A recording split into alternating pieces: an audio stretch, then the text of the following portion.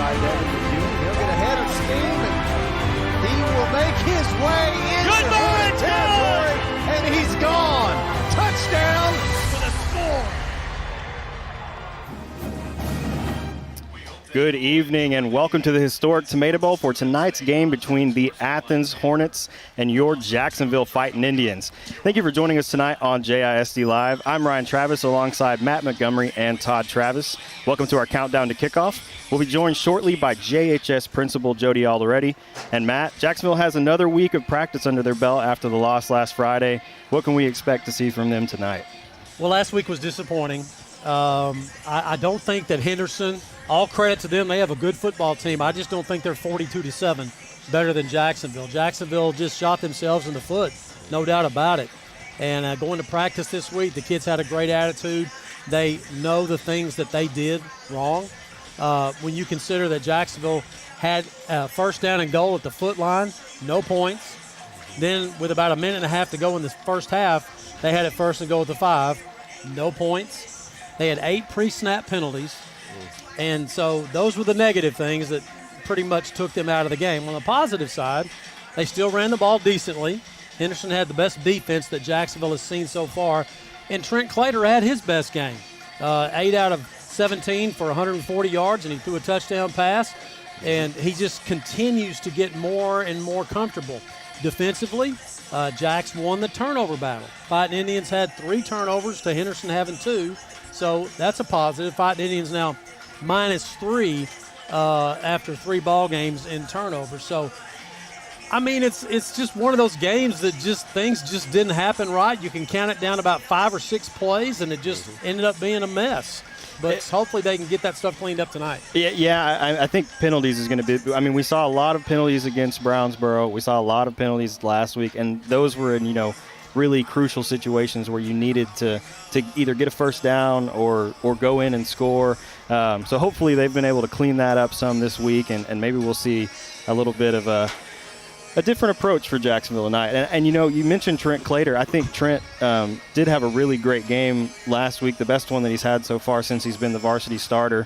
And I think a lot of it is just he feels more comfortable back there. They're opening the passing game up a little bit and letting him throw the ball more. And I think having a more balanced attack tonight is definitely going to help the Indians. Well, we knew that Henderson was going to be able to run the football. I mean, they have an outstanding running game. They have great running backs.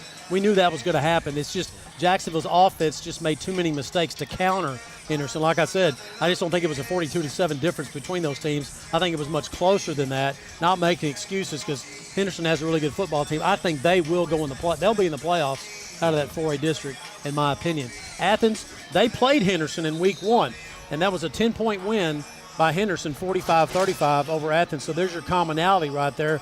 Athens coming into the ball game, 2-game winning streak. They've knocked off 2 wins after losing in the opening week against Henderson. They're averaging 35 points a game. They've scored 35 in all 3 games. They're a quality football team. Coach Harrell, the Harrell family, is the head coach still at Athens, and they have a strong young quarterback. He's a junior, David Richardson. Last week he was 10 of 17 for 252 yards in their win over Palestine, 35-7. They have a solid running back with Josh Johnson, their leading receiver, Julius Brewer.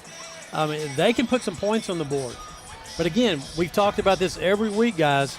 If Jacksonville can just control the football with that running game, with Dede, Searles, that big, a really solid offensive line unit that Jacksonville has put together this year, if they can just control the game and control the football, I don't see Athens scoring 35 points here tonight at Tomato Bowl. I don't necessarily know that I do either. If Jacksonville is able to control the clock and limit the number of possessions that Athens is able to have tonight here at the Tomato Bowl, I think it's going to be a big night for the Jacksonville defense. We've known that they have played really well so far this season, especially the linemen, the linebackers. We even saw a pick from Brendan Richards last week, which was huge because Mario Rodriguez got one too. Yeah, he did. So 2 big interceptions, and we talk about momentum, how important it is to high school football, and the takeaways, especially if they can get some tonight during Athens, could be a huge momentum boost. Well, last year, you remember how bad Jacksonville was on takeaways. I mean, we were like -14 or 15 for the season. And right now, -3 through 3 ball games doesn't project well but at least Jacksonville is getting turnovers because they certainly have had several of those on offense. You're right. Defensively, I mean, we knew Henderson was going to be good running the football. We know Athens coming in tonight is going to be able to throw the football. I mean, you think Center was good throwing the football. Wait till you see Athens. That is really, I mean, after all, the coach is Harrell. You know what I mean? you know they're going to throw the football. But Jordan Dorsey is just having a fantastic senior season so far through 3 ball games, 16 solo tackles, 7 assists. So he's 23 tackles, but he's got 3 TFLs. He's leading in sacks with 2. He's got 2 punt blocks. And, of course, the leading tackler, Michael Miles, the senior linebacker, 3-year starter, got another fumble recovery last week, his second. He's leading the team in tackles with 26. And, boy, how about Elijah Benavides? He's a sophomore, and he has stepped up, and he's the 3rd leading tackler with 20 tackles. But totally agree. Defensive front and the linebackers have played quite well. The problem is the secondary. Not that the players, there's just a whole different group of guys back there because of injuries. Yeah. Lost Drew Dials. Now Jacksonville's lost Crockett, the sophomore, at corner. He won't be back, injured, out for the year. And the Kel Curl. He had been playing great. And I think he had taken Drew Dials' position, if I'm remembering correctly. And Jacksonville lost those two players on defense on back-to-back plays last week for the season. This is a thin Jacksonville team. That tonight Jacksonville's going to suit up. I think 34. Maybe 33. So they're thin. They can't afford that many injuries. We were thin when the season started. Yeah. Before exactly. we started losing a few guys. So they moved Tilly up from the JV this week for help from the defensive backfield. So to me, I think that's what Athens will do tonight. I think they will attack Jacksonville in the air, and they'll go after the secondary because they know the injuries and they've seen who's going to be back there filling in and trying to step up and make plays. So the first few games, you think Athens pretty balanced attack, mixed pass and run? And they're about 60-40 pass. Okay. 60% of the yards has been through the air. They do have a good running game. Like I said, Josh Johnson last week, he had 17 carries for 93 yards. But they want to throw the football. Probably throw a little more tonight against us and test our secondary. So. I mean, that's what I would expect. Yeah. I mean, because Henderson came out last week, and they just – they ran right at Jacksonville's strength. They just ran right at the Fighting Indians, and they were successful at that. I just think Jacksonville just didn't answer them offensively. That's what Jacksonville really can't do tonight, I think, because you're in week 4 right now, and, you start district play next week. You've got to start locking your identity down, and you've got to follow through that. You can't say, well, I sure hope the defense can make some tackles here, and the offense say, well, I sure hope we don't get any turnovers right here. You got to start locking down and doing what you do, and that's just – like Jason Holman said last week, multiple times in his post-game interview, in the halftime, execution. Quit making mistakes.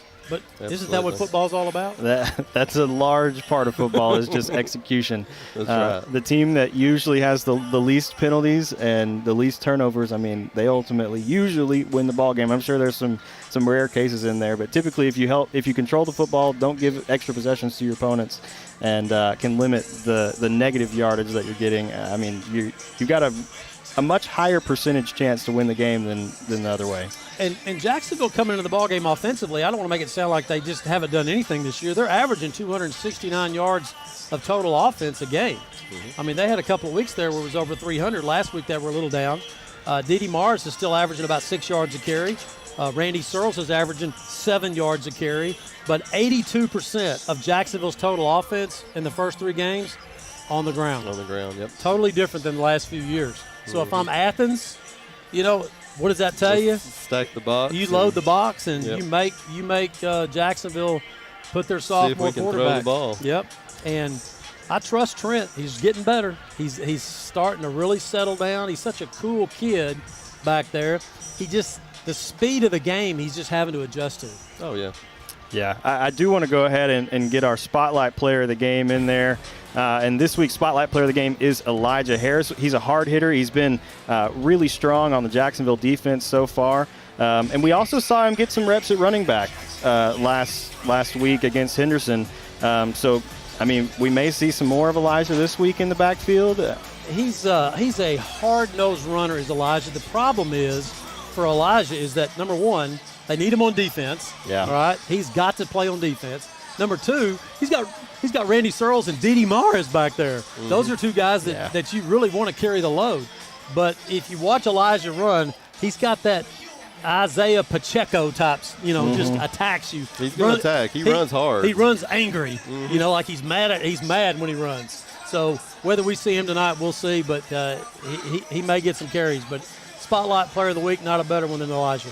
Yeah, Elijah's a great kid, and we hope he has a big game tonight because Jacksonville's going to need him on defense, that's for sure. Well, no doubt. And like I said, I think that tonight's going to be a real challenge for Jacksonville with Athens through the air. I just think that's where they're going to attack. I really do. Coach Holman believes the same thing. I mean, if you were playing Jacksonville and you saw the way the linebackers have been tackling and the way the front is, what would you do? I would throw it. Yeah. And let's see if Brandon Richards back there, Zeke Whitaker, the two seniors. The Penn kids getting his first start. Hopefully they didn't have time to listen to us tonight and find out how short we are in the secondary. But I think they probably know by now. They know? Yeah, they probably watched some video. Yeah. And if you've got two guys go down, the odds of them both playing the next week is probably not great. Exactly. No doubt. That's exactly right. By the way, this is the 70th meeting between Jacksonville and Athens leads the all-time series 34-31, and there's been 4 ties. So there's that. Just a little stat there. All right. Wow. I would like to give a shout-out to the JHS cross-country teams. The boys came in first place today as a team. The girls in third place as a team at Pine Tree's Mike Darby Invitational. So congratulations to them on some great finishes today. And up next, we have Jacksonville High School Principal Jody Alderetti joining us on our countdown to kickoff. We'll take a short break while we bring her on, and we will be right back. We'd like to say thank you to tonight's team meal sponsor, Matt Montgomery Financial. Thank you for your valued support of Jacksonville Athletics. Dr. Westbrook, Dr. Stocks, and their dental team at All Smiles provide a wide range of dental services. This includes cleanings, fillings, crowns, bridges, implants, and cosmetic dental care. Call and schedule your appointment at 903-586-0741.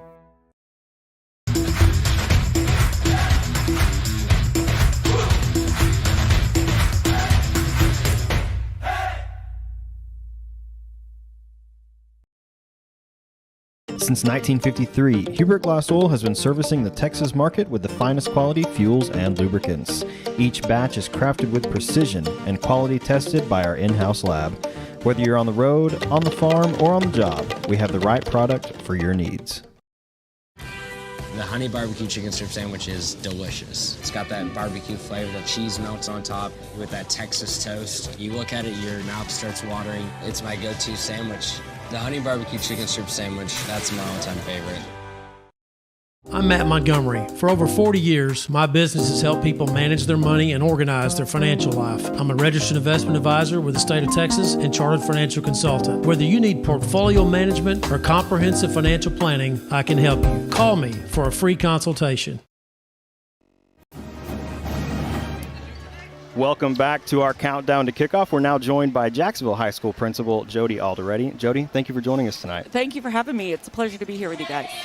Well, we're very excited to have you on. And we heard last week from JISD Superintendent Brad Stewart about how the school district has had a great start to the school year.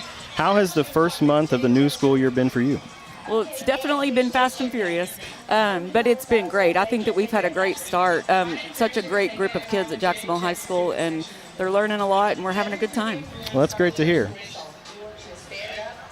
You spent the last 11 years as principal at Eastside Elementary. We all know there's a big difference between working with elementary kids and high school kids. What challenges have you seen during that transition? So kids are kids, no matter if they're 5 or 15. So kids learn the same. They act the same, even though they're in bigger bodies. So there have been some challenges just getting to know a lot of new kids. 1,300 students versus about 600 students. So had the advantage of knowing about a quarter of them from their days at Eastside. So getting to know all the kids has probably been one of the bigger challenges. I take pride in knowing my kids, knowing their names, being able to call them by name. So still in the learning stages of that. That's great. Did you have any kids at Eastside that you didn't recognize when you got to the high school? Absolutely, yes. And they'll come up to me and say, "Do you remember me?" And I their face is familiar, but you know, the girls are wearing makeup, the guys have facial hair. They look a little different. All right. Well, you're dealing with a lot more people at the high school, not only students, but also staff members as well. How have you navigated managing the large number of moving pieces at JHS? So there are a large number of moving pieces. There are so many programs and so many things going on that I am learning every day and happy to learn every day. So the key to it all is having some really good people to work with me, some really good people that are good at their roles, some leaders in some of those organizations that help the kids and make sure everything's running smoothly. Well, that's great to hear. I know we've added some associate principals as well. I'm sure that's a huge help for you. It is a huge help. I think we've got a fantastic team, a team that's focused on student achievement, focused on helping each and every student no matter what it takes. So we've got a really good team. That's great. So we've heard of some positive changes that have been made at the high school this year. What changes have you made as the new principal, and what benefits have you seen those changes been implemented? So if you have students at the high school or know anyone at the high school, you know the big cell phone change. So that's been a huge one. You know, when I first came to the high school last spring, I saw a lot of disengaged kids. In the classroom, in the hallways, in the cafeteria, kids that were just stuck to their phone and not engaging with their friends or with their teachers or with anyone around them. My number one job is to make sure they're learning. So I felt like that was a move that we needed to make sure that they were learning, and have had some very positive reactions from kids. They tell me, "Miss Alderdi, I'm surprised. I didn't think I'd like it, but there's less drama in my day. I'm talking to kids I've never spoken to before, having conversations during lunch that they would have never had before without their cell phones." So I think that is the biggest thing that we changed. A lot of people were hesitant. They were like, "Miss Alderdi, I don't know if they can do this." And I said, "They can do it. The kids can do it." And they did. They've proven that they can go without their cell phones. And I think we're going to see benefits of that in their academics and in their social skills as well. Absolutely. That's great to hear. I know I'm not super old. I mean, I'm 28. I feel like it's only been 10 years since I graduated high school. But I know I personally did not grow up with a cell phone the same way that the kids that are in high school now have. And I mean, we had a lot of, social interaction, especially during lunch. Like that, I don't know, being on your phone at school was never really a thing that we really thought about too much, I think.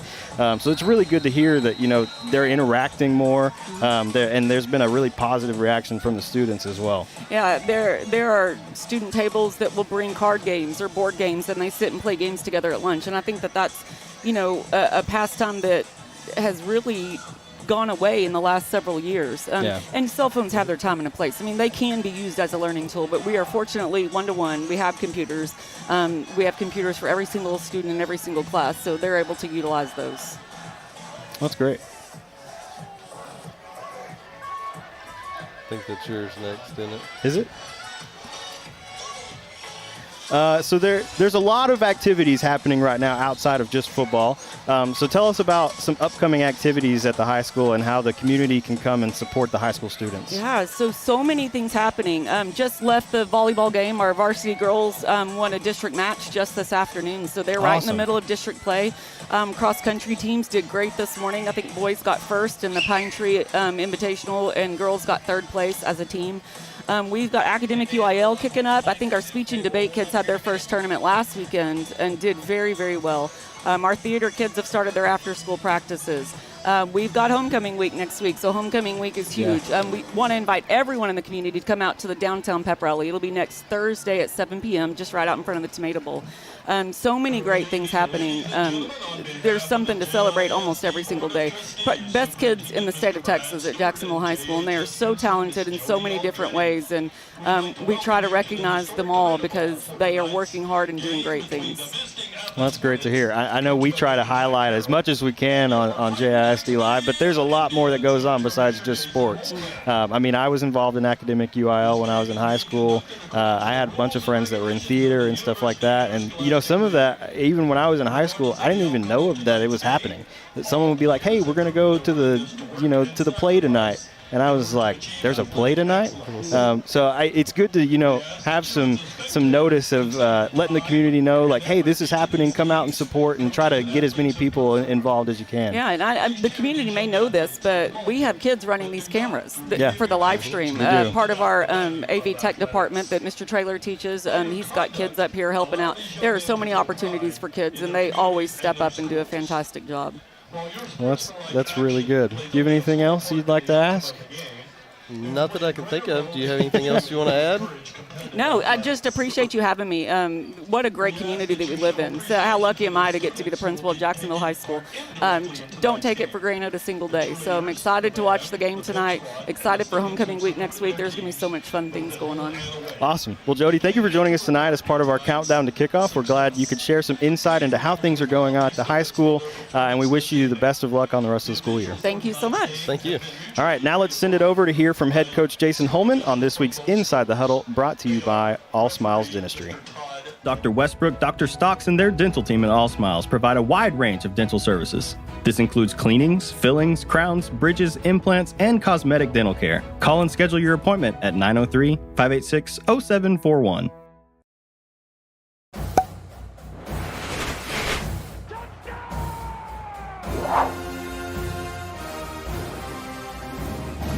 Welcome to Inside the Huddle. I'm Matt Montgomery, along with head football coach and athletic director Jason Holman, fighting Indians at home last week at Tomato Bowl. And, Coach, this was a game where, you look at the score, and Henderson just wasn't 42-7 better than Jacksonville. You just had some opportunities. You got down to the 1 foot line in the first quarter. You don't get any points. Then with about a minute to go in the first half, you have first and goal at the 5. Don't get any points. You go down 21-0 at the half. That's hard to overcome. Yeah, far too many missed opportunities, not only on offense having an opportunity to score, but defensively dropping some interceptions. We had issues in the kicking game. I mean, just way too many routine mistakes to be able to compete with a good team. Yeah, the pre-snap penalties were very noticeable, particularly when you're in that red zone and you get 1st and 15 and you get kicked behind the chains when that stuff happens. Yeah, and some of that is just nerves. Kids wanting to make a play. I think one big key that I hope we learned from this past week is when things weren't going our way, we started pressing on both sides of the ball, trying to do things outside of the scheme to some degree, and you just got to, that's when you got to do the opposite. You got to put your head down and go to work. You got to go back to what we started teaching in the summer and basic fundamentals and techniques, and that's got to be the concentration. We tell the kids all the time, we don't need a fantastic play, What we need is just execution down in and down out, and that's how you get back into ball games. So you had 3 turnovers. Your defense produced 3 turnovers. That was a positive. We've taken the ball away. We've had way too many missed opportunities in the first 3 ball games of the year. I think we dropped 3 or 4 picks against Brownsboro. We dropped at least 1 pick Friday night against Henderson.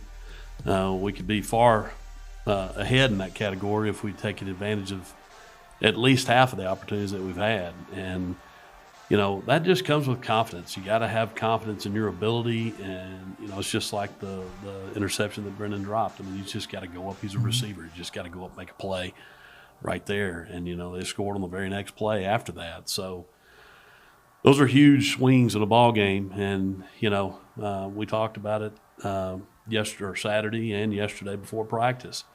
If we can handle the routine stuff and get a grip on all that, eliminate the false start penalties, whether you're nervous or whether you're just not concentrating in the proper way, I'm anxious to see what kind of team we have, because that was not us on Friday night. We're a far, far better football team than what we displayed. Let's take a look at the highlights. Jacksonville versus Henderson. Big run here by Randy, 39 yards, gets around the edge. Yeah, we got some good blocks here, people picking up picking up blocks down the field and spring him, and of course Randy does a good job kicking it in and running. This has been a nice play working for y'all. Trent hitting Josh for 19. Trent had his best game of the year in terms of passing yardage and did a great job. Here's one of your turnovers. Brandon Richards with a pick. Yeah, this was a good vision by him, get in front of the ball. We got to learn how to get to the sideline so we can go score and not run back to the middle of the field. And here's right before the first half ended, this completion to Zeke for 31. Yeah, good throw, Good catch by Zeke and good finish. Way to come down with the ball in your hands. Here comes Jordan.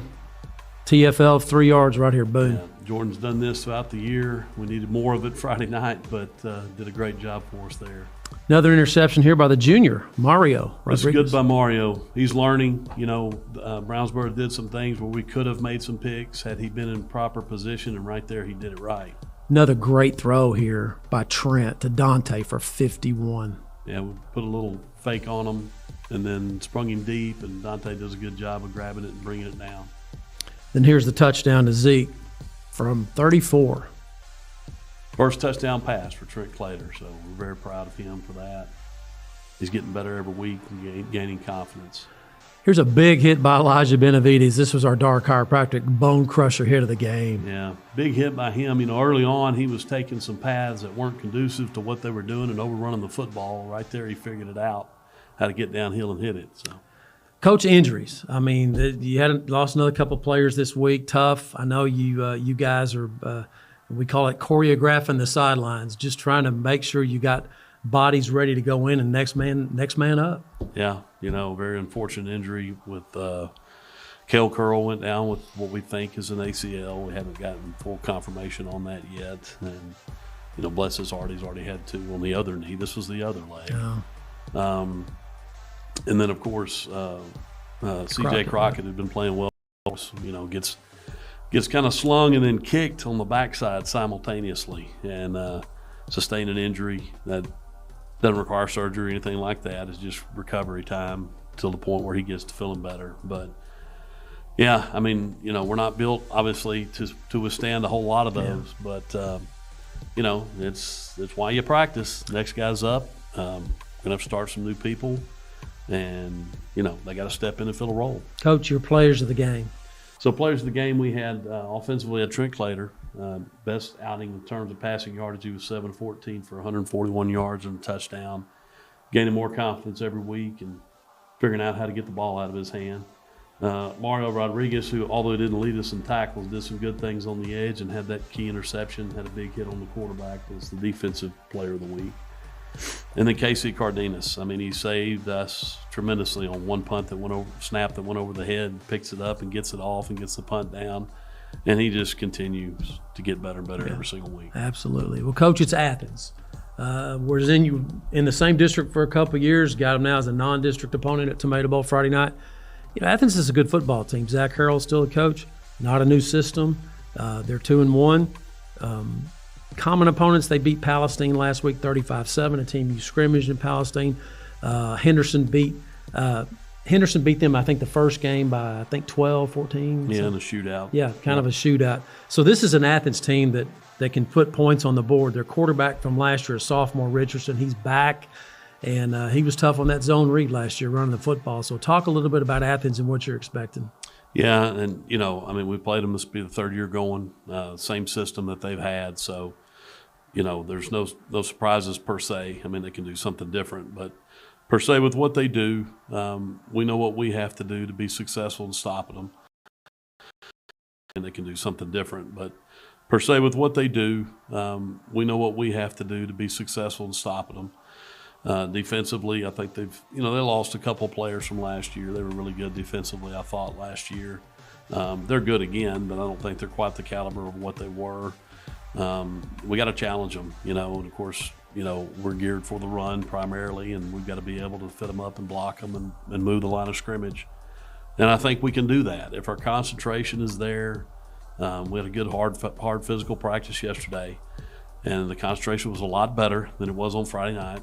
We just got to be able to maintain our poise. And again, you know, not trying to do anything extraordinary. You know, if you get 3 yards, you get 3 yards. If you get 10 yards, you get 10 yards. And if you happen to pop it, then you pop it. But we can't look to score on every touchdown. We've just got to be on target where we're trying to run the football. Trent needs to continue to improve. When they load the box, we've got to be able to throw it. And our receivers got to catch it. So it just boils down to execution. Like I say, I'm anxious to see this football team when we eliminate all the routine errors what we're capable of, because in my opinion, and I believe the kids believe this too, we're far, far better than, what we've displayed in 2 out of the 3 ball games at least. Yeah, that was one of the frustrations that I sensed from you at the half last week talking to you, was that you were down 21-0, but it was the execution or the lack of it and not focusing on what you should do. And that's what seemed to be part of the reason you were down, was just that right there. Yeah, I mean, you can't play the game 1 step forward, 2 steps back, and we continue to do that on both sides of the ball. We've got frazzled defensively and lost our heads there too. And again, started trying to press, guys trying to make plays across the field and then get exploited when the quarterback pulls the ball. It's just a game that requires constant attention to your task and doing it over and over again and executing it better than they do on the other side of the football.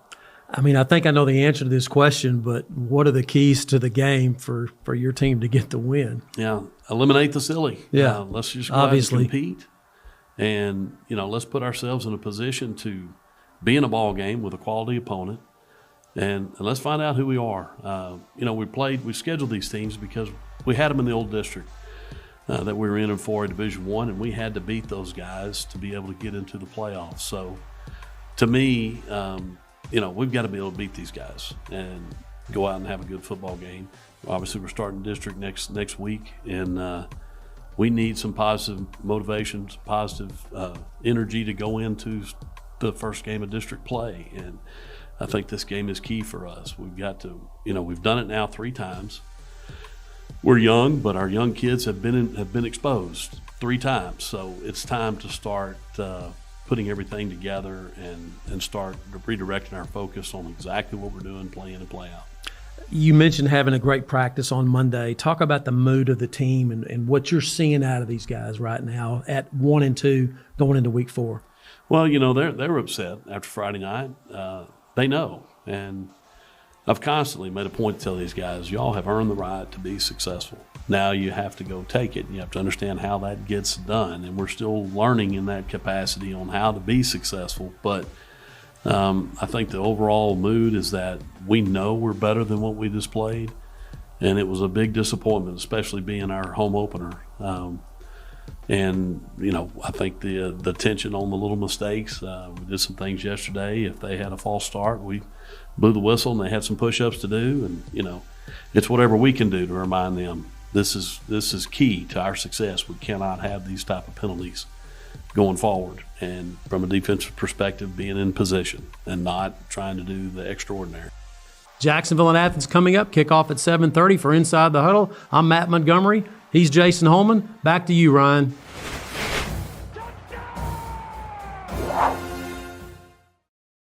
Gene Bromlow, class of '66, and his daughter Ann Farmer proudly support Jacksonville athletics. Come on over to the South Jackson Dairy Queen and get one of their world-famous blizzards. Dairy Queen, where happy tastes good.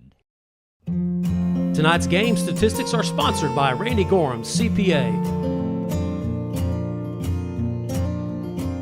Randy Gorham, CPA, the source for your accounting and income tax needs since 1984. Since 2004, Legends Old Time Burger Cafe has been the home of Jacksonville's best old-fashioned hamburgers. Hand-battered chicken strips, chicken fried steak, fries, and onion rings are the best around. Legends, home of Jacksonville's best old-fashioned hamburger. For the first day of school, for the last day of work, for the satisfaction of a job well done, for the ideas that change the world, for good times, for not so good times, for her future and hers and his, for serving our customers and connecting communities. We're here with you for good. Austin Bank, with you for good.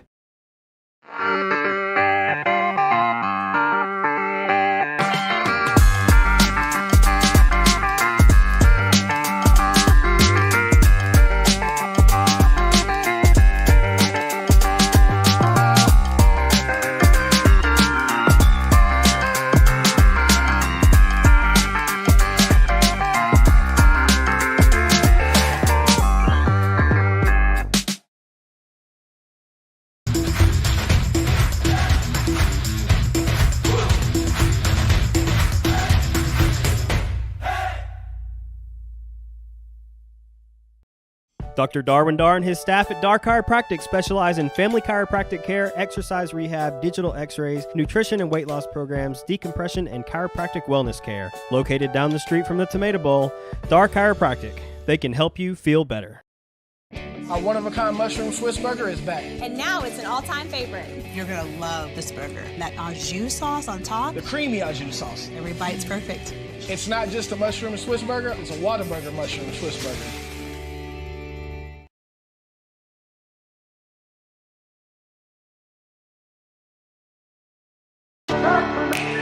Passing the competition by leaps and bounds. The team of world-class specialists at Christus Orthopedics and Sports Medicine Institute are experts in caring for bones, joints, and muscles.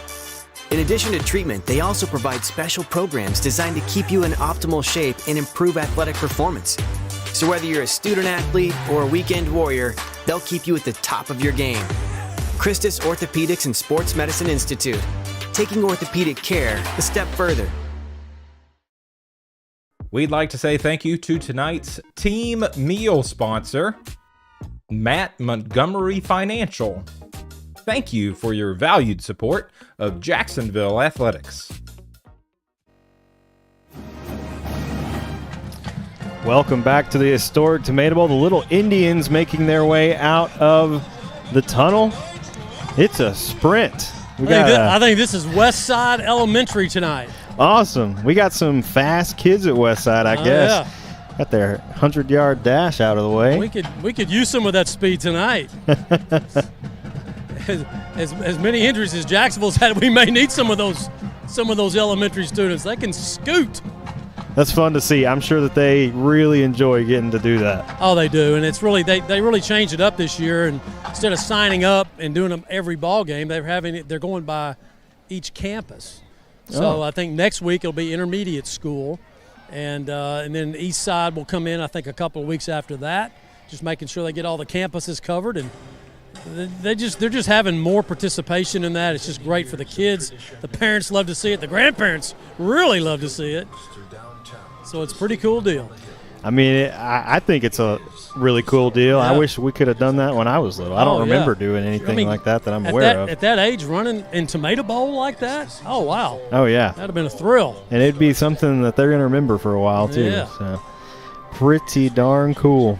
Well, Ryan, it is summertime down here at Tomato Bowl. It is. Down in the bowl. It's very sticky, very muggy tonight. I know. What happened to that nice fall weather we had like a week or two ago? I know. And even when we had first game against Center, it was decent. It was not. It was that's a cool evening for August, but man, this is some sticky weather down here. So hopefully everybody can stay hydrated too. Yeah, wind's not blowing at all. I mean, it is just still. This is the 70th meeting between Jacksonville and Athens. Athens leads the series all time, 34 wins to 31 wins to Jacksonville, and 4 ties. Athens, of course, coming into this ball game with a 2-game winning streak. They opened the season losing to Henderson, 45-35. Team Jacksonville played last week. And then the last couple of weeks, Athens has played pretty well. They beat Kaufman in week 2, 35-28, and beat Palestine at Athens last week by a score of 35-7. Jacksonville, of course, opened the season with a loss, then came back and got the win against Brownsboro in week 2. And last week, Jacksonville just missed so many opportunities, and we talked about this when we doing the countdown to kickoff earlier. Jacksonville just did not perform as well as they did against Brownsboro. The execution just wasn't there. Concentration wasn't there. And not making excuses, but everything's about routine, right? Well, last Friday, Jacksonville did not have school. And so the kids were out all day. I don't know if that took their focus off the game or what, but definitely could have been a factor for sure. It doesn't help. But then when you think about school districts like Rusk, who don't have school on Fridays, that's a whole nother adjustment, isn't it? Yeah, and no doubt. And, there's a lot of schools going to the 4-day school week, and I don't know if we'll see that anytime soon from Jacksonville, but especially if you're going 5 days a week routinely and you're not expecting and you have a holiday, I'm sure that could throw off the groove a little bit. I wish I knew a school board member that would tell us something, but He's not even in here right now. Oh, he's not even in there right now. Okay, okay. Well, Jacksonville offensively coming into the ball game, 82% of Jacksonville's offense has come on the ground.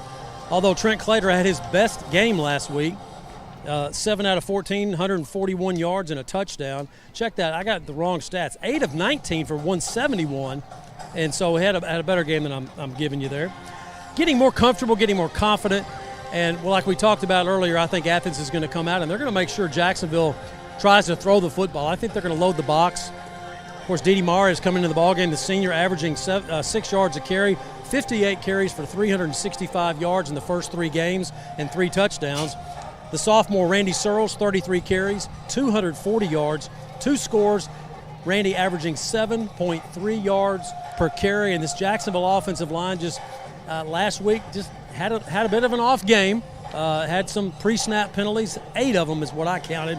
But, you know, Luis Mancera, Alex Parr, Mike Taylor, Javon Rangel, Jamario Coleman, Saul Garcia, and Javian Sanders and Toby, and the 2 tight ends, Jared Holman and Cam Thompson. I mean, those guys are going to really need to step up tonight because Athens has given up, except for the Palestine game last week, they've given up some points, 45 to Henderson and then 28 to Kaufman. So this is a defense in Athens that can be scored on. Yeah, you mentioned Jamario Coleman. We did see him. We talked a little bit about some other injuries. He did go down last week. I would guess he's okay for He's tonight? okay, yeah. Awesome. That's good to hear. Yep, he's okay. So Jacksonville just trying to fight off the injury bug. Of course, this is the last non-district game. Next week, Nacogdoches comes in for homecoming here at Tomato Bowl for the first district ball game as Jacksonville's back in that 5A district. And another winnable game. I mean, these are teams that Jacksonville can play with. Just got to stay healthy, stay away from the mistakes, and control the football. And Ben Hoffmeyer's defense has really played well the last couple of weeks. I mean, you say last week, well, 42 points, how you say they're playing well? Well, they got 3 turnovers, 2 interceptions, and recovered a fumble. But I think that was the result of Jacksonville's offense not converting and getting the score and then putting the defense right back out on the field. And, you know, you get tired. You got a lot of guys that are playing both ways and not making excuses at all, but that takes a toll on you, Ryan. It definitely does. And, you know, not getting that field goal down there after we had 1st and goal on the 1, that was a huge momentum swing Henderson's way. And we talked a little bit about momentum earlier. The interceptions and turnovers are a huge momentum boost for our team whenever we get them, but it's also, you know, a big momentum takeaway, and you give a lot of momentum to the other team when your offense is the one turning the ball over. And we haven't seen a ton since center, but it's going to be like very paramount this week that Jacksonville is able to hold on to the football, to make sure that they are not throwing any interceptions, and definitely trying to milk as much clock as they can and control the football. And Athens has a prolific offense. As we said coming into the game, they've scored 35 points in all 3 of their ball games. So they will put the ball up in the air with David Richardson, threw for 252 last week against Palestine. He can go. He's a junior. When he comes out of that huddle, or even if they don't just go straight to the line of scrimmage, he's a big kid. Well, and when we saw him last year, and yeah, I mean, 10th grader, he torched Jacksonville last year on that zone read. So yeah, he's going to be a guy that you're going to have to contain, along with Josh Johnson. Last week, 17 carries for 93 yards. Their leading receiver is Julius Brewer. He had 5 catches last week for 77 yards. And as we alluded to earlier, it's an offense that I believe, with the injury bug that's bitten Jacksonville in the secondary, losing 2 starters last week, I just got to feel that Zach Harrell, the head coach for Athens, is going to come out throwing. Jacksonville better be ready in the secondary. They definitely do. And, you know, at least the injuries happened last Friday and not during the week this week, because, you know, trying to fit some guys in there is definitely tough if you're battling with injuries in the middle of the week. But, you know, we've had a week to kind of get those guys in, work them into the system, and so hopefully they're able to hold their water back there tonight, Matt. And that's what I like about Jason Holman. You know, I go to practice, and I'm there on Monday, and I'm there on Tuesday, and I'm kind of whining a little bit about the guys that got hurt, and he doesn't. He just says, next man up. Let's go. You got to step up. You got to play. And, of course, Coach Holman's a veteran coach, and he's used to that. I just hate to see it when, seniors go down like Drew Dials and Kel Curl. Mm-hmm. I mean, that's it for them. They're seniors. And it's just sad to me. But like I said, you've got to step up, and you can't make excuses, and you got to go. Defensively, Jacksonville is led by Michael Miles, the 3-year starter at linebacker. 26 tackles for Michael. He's got a couple of fumble recoveries. Elijah Benavides. That stripping score, Matt. Oh yeah, in the first game was a heck of a play from Michael Miles. I tell you, he was the defensive sophomore of the year in the 5A district 2 years ago, and he's really showing that he's ready to play already in the first 3 games. But Jordan Dorsey has also been dominant for Jacksonville. 23 total tackles. He's got multiple TFLs in the backfield. Leads the team in sacks with 2. He's got 2 punt blocks. And Elijah Benavides, the sophomore, coming into the ballgame with 20 tackles. Elijah Benavides has been a huge addition to the Jacksonville defense this year. Yep. And up front, Calvin Boyd's been a force. Toby Simpson's played well. Ty Lindsay has a sack in the Brownsboro game. They just played really well. Mike Taylor, who plays both ways, not continuously, but they need him on the offensive side and also on the defensive side. He's done a nice job as well. So Athens now out of the field house on the south end of Tomato Bowl, standing with their run-through, and Jacksonville now making their way to their run-through. And we'll see if the choreography that was set up last week with the song, if that happens again tonight. As far as I know, it's supposed to happen again tonight. Yeah, lights go out. It gets the kids really jacked up. If this song doesn't work tonight, we're changing it. Well, before we get to Jacksonville running out, we would like to remind everyone this part of our countdown to kickoff is brought to you by our friends Gene Brumbelow and Ann Farmer at the South Jackson Dairy Queen. So make sure to go over there and get a blizzard sometime after the game or this week. I would like somebody to get a couple blizzards and just come down here and rub them on me. Matt, if anyone's out there listening, Matt would appreciate a halftime blizzard from the South Jackson Dairy Queen. It is sticky down here. Sticky, sweaty. All right, Jacksonville now getting ready to come out. Athens is already out. I see Jason Holman walking here in front of me, trying to get his attention. See if you can get a little insider knowledge here on the kickoff. He's so focused. He just walked by me. I think he's ignoring me. I think he's really ignoring me. That's not a shocker if you saw our little deal last year that we did. I wish he would just leave me alone. Good luck, Coach. All right, Athens, they're already lined up for the national anthem, and here comes the song, and Jacksonville's about to come out. They turn the lights out.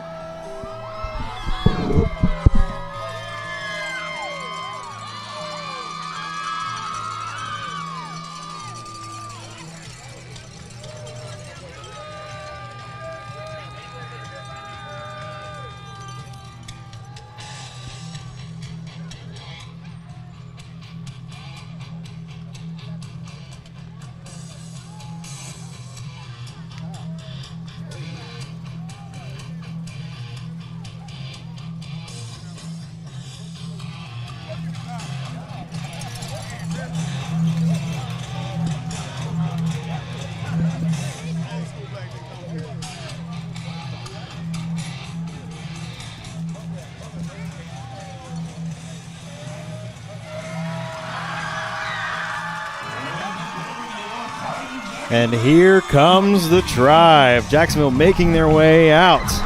That seemed a little more choreographed, a little better time tonight, Matt. Say that again. It's pretty loud down here. What? I said that seemed a little better choreographed, a little better time this week. The timing was better. They let the song play a little bit, turn the lights off at the right time, and let it build up a little momentum. I don't know how much that causes Athens to shake in their shoes over there, but it was pretty cool. Hopefully it got our guys pumped up to start this game. Fighting Indians now lining up on their sideline. Athens on their respective sideline. We'll have the national anthem here by the Jacksonville High School Band here in just a moment. We're getting set to go. Week 4, the second game of a 3-game homestand here at Tomato Bowl. Gentlemen, remove your hats as we honor America and those who protect our freedoms both at home and abroad. Please join the Jacksonville High Fighting Indian Band under the direction of Mr. Donnie Barrier as they play our national anthem.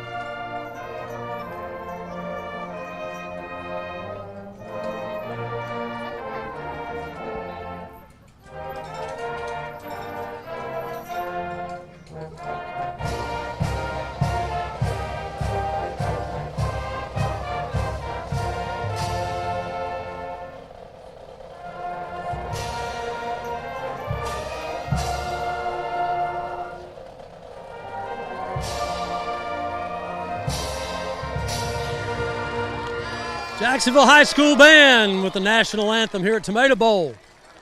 Two teams getting ready to go out for the ceremonial toss tonight, which I will go ahead and blow this cover. It's already been done, and Jacksonville is going to receive, Ryan. They'll get the football first tonight, but they'll go ahead and follow through here with the coin toss. Jacksonville will send out Michael Miles, Jamario Coleman, and Brendan Richards.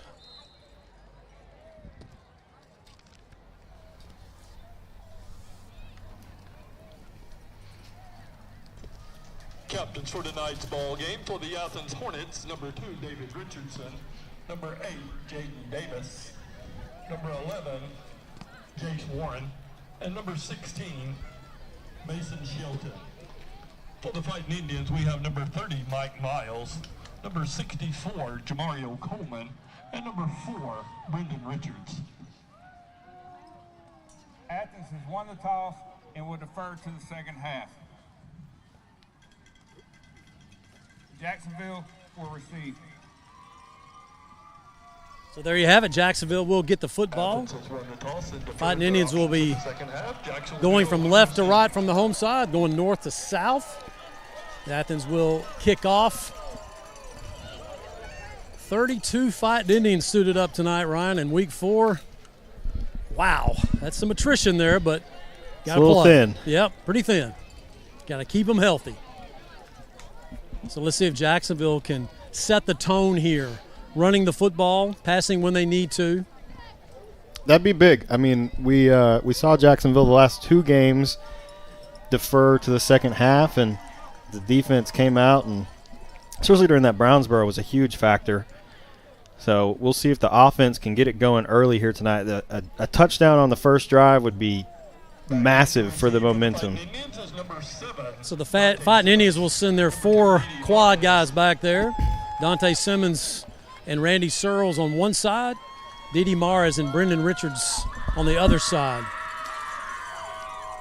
Week 4, 2-1 Athens on a 2-game winning streak. Jacksonville, after getting in the win column a couple of weeks ago, lost their home opener last week to Henderson. Really wanting to tune up and get a win tonight here at Tomato Bowl and get ready for that district opener next week against Nacogdoches. We're ready to go. Augustin Rodriguez has it teed up for Athens. We're set to go. Here's Ryan. Rodriguez pops this one over to the right side. Jacksonville there to field it cleanly. Brendan Richards trying to break some tackles. Going to be brought down about the Jacksonville 45. So Fighting Indians with good field position to start this drive. Nice run back. Pocket formed well, and Brandon found it. Got up the sideline and gives Jacksonville, as you said, Ryan, really good field position at their own 45-yard line. So Trent Clater, the sophomore, who keeps just getting better and more comfortable each week, comes out after having his best game last week against Henderson. He'll be joined in the backfield with H-back Josh Gaskin and the senior Didi Mares coming into the ballgame, 358 yards on 58 carries and 3 scores. Zeke Whitaker out wide for Jacksonville. Handoff goes to Didi. Has a hole up the middle. Didi trying to break some tackles. Going to pick up about 4. He lost the football. What are they saying here? I'm pretty sure he was down before that ball ever came out. So they're marking him down. Yeah. It's going to be 2nd and 6. I just saw an Athens player come down with it. I never saw Didi hit the ground because, you know, Didi's not the biggest guy in the world. He's thick, but he kind of disappeared in that Mixmaster, and all of a sudden I saw number 14, Juan Cleto, come up with the ball for Athens, but as you said, he kind of went down awkward. I think his knees were down, and they were just pulling the ball from him. So he'll pick up 4, 2nd and 6 for Jacksonville. 3 receivers out left for the Indians. Clater looking for Mares, going to flip it out to him. Didi, though, quickly met behind the line of scrimmage, and he's going to lose what he just picked up. Didn't get that block out there, needed it by Dante Simmons. Nice job by the corner over there, number 14, Cleto. Joe, check that, number 12, Eli Carnes, just shucked Dante Simmons off of him, and Simmons trying to get the block, doesn't get it. Loss of 3, 3rd and 9. Talked about getting behind the chains last week so much against Henderson. You can't have that against a team like Athens that can really put some points on the board. So 3rd and 9. Clater has Dante Simmons in motion. Handoff going to go to Didi around the right side. going to pick up 2, so that'll bring up 4th and 7 for the Indians. Carnes with a tackle along with Cleto as the stretch play. Just Athens doing a nice job getting off the block, sliding down the line of scrimmage. We saw Henderson do a good job of that last week, as Athens is not going to let Dede plant that foot and get up there before they get a helmet on him. So here's KC with his first punt of the evening. KC into punt on 4th down. Good snap back to him. Going to rugby this one to the right. Really good bounce. Jacksonville needs to keep it out of the end zone. And it goes out for a touchback. A nice job by KC keeping it away on the low, high hopper, but it goes in the end zone. Toby Simpson, the center, who snapped that, was the first guy down the field trying to keep that ball in play, was unable to do that. So Athens will get their first offensive possession at the 9:41 mark here in the first quarter, throwing 25 as Jacksonville goes 3 and out. Not the start Jacksonville was looking for tonight, that's no, for sure. It really wasn't. And like I said, I mean, this is an offense that has been successful running the football until last week, not so well, and that was not a great opening drive for the Fighting Indians. So here's David Richardson, the junior quarterback. So now they're moving the ball back here to the 20. Isn't it the 25 where you mark it? I think it's 20 if it's a punt. Oh, it's a punt. That's right. And kickoff's 25. Yeah, so 1st and 10 from their own 20. 2 left, 1 right.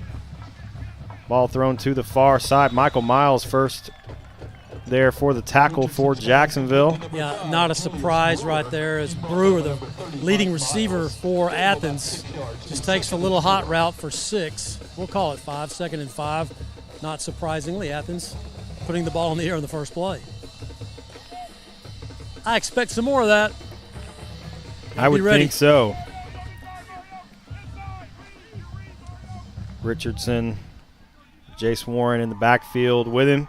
Handoff going to go to Warren. This one around the left side. Jacksonville able to make the tackle, keep him short of the first down, so they'll bring up 3rd and 2. Ty Lindsey on the tackle. Zeke Whitaker had a chance to get him about 3 yards up the field, and Zeke just went for the knees and missed.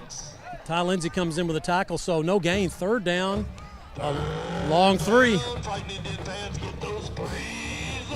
There we go.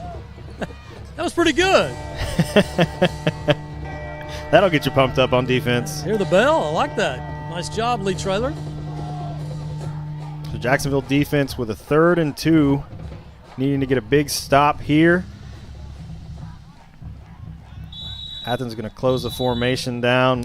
Timeout Athens before the snap, so we'll take the timeout with them. This is Fighting Indian Football on JISD Live. Come see us at Dairy Queen on South Jackson before or after every Fightin' Indian game to try our family favorites meal. Dairy Queen, where happy tastes good. Since 1953, Hubert Glass Oil has been servicing the Texas market with the finest quality fuels and lubricants. Each batch is crafted with precision and quality tested by our in-house lab. Whether you're on the road, on the farm, or on the job, we have the right product for your needs.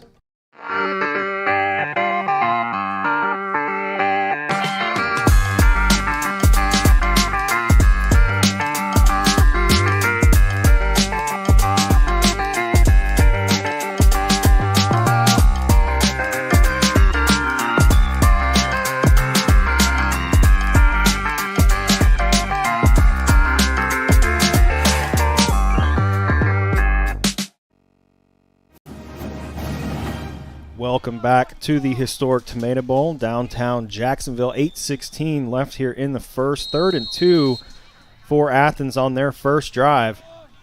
Indians looking to get a big stop after the timeout. Offensive line for Athens about the same size as Jacksonville's defensive front. Good matchup. Richardson going to hand this one off up the middle. Goes Mason Shelton. He's going to pick up the first down. Just power football as Shelton had a nice hole on that left side between the tackle and the guard. Just put his head down and spun a couple of times and Picks up a nice gain to give Athens their first down. That'll push the football out to the Athens 37.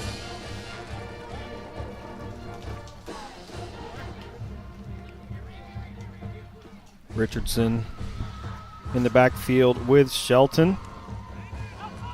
This one going to go to Julius Brewer around the right side. Oh, good tackle by Zeke. Going to pick up about 7. Yeah, Brewer's a guy that Athens wants to get the ball in his hands. He's a junior. He's very fast. Like I said, he's their leading receiver. That time on the jet sweep.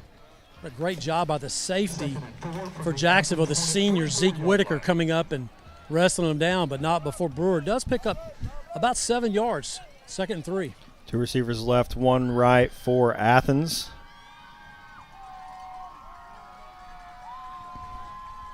Richardson looking to the sideline. Gets the snap. Looking over the middle. Jacksonville with pressure there. Richardson going to keep it himself. Going to slide down.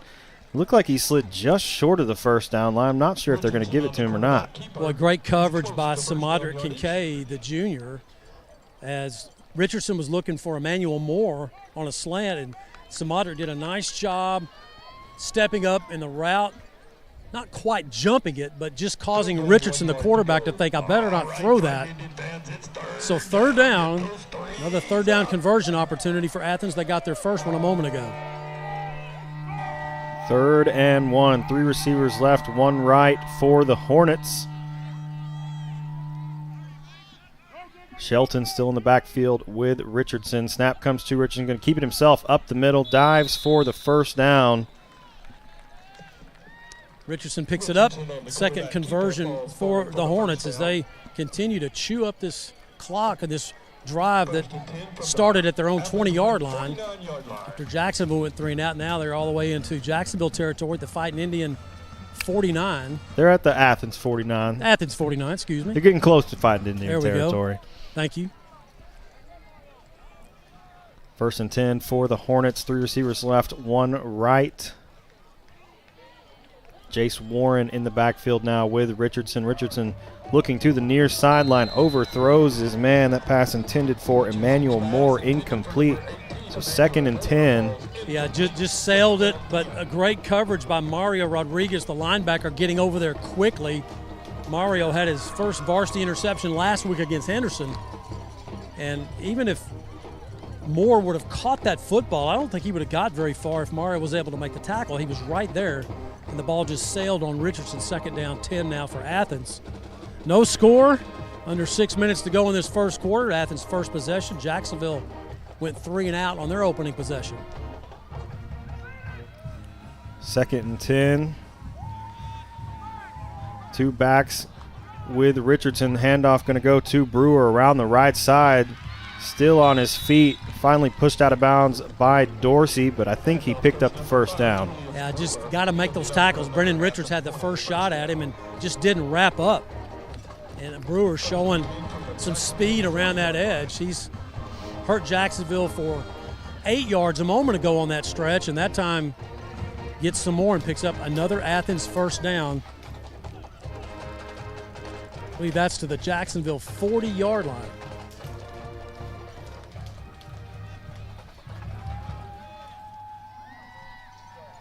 Brewer and Warren in the backfield with Richardson. 2 receivers left, 1 right for the Hornets. Richardson going to keep it himself. Now looking over to the right side, trying to connect with Jace Warren, incomplete. So that'll bring up 2nd and 10. Yeah, and Jacksonville doing a nice job at their second level of the linebackers, and Richardson was trying to flip that ball over here to number 18 again, Moore, and he was covered, and Richardson just had to go the other direction and really didn't have anybody to check down to, so he just throws it away. Incomplete, 2nd and 10 for Athens. And we talked about Jacksonville controlling the clock. So far, Athens, I think, has the same idea, Matt. Oh, no doubt, and they have the kind of team that can do it. Controlled passing game. They can run the ball when they need to. Jacksonville's defense bending a little bit, not breaking just yet.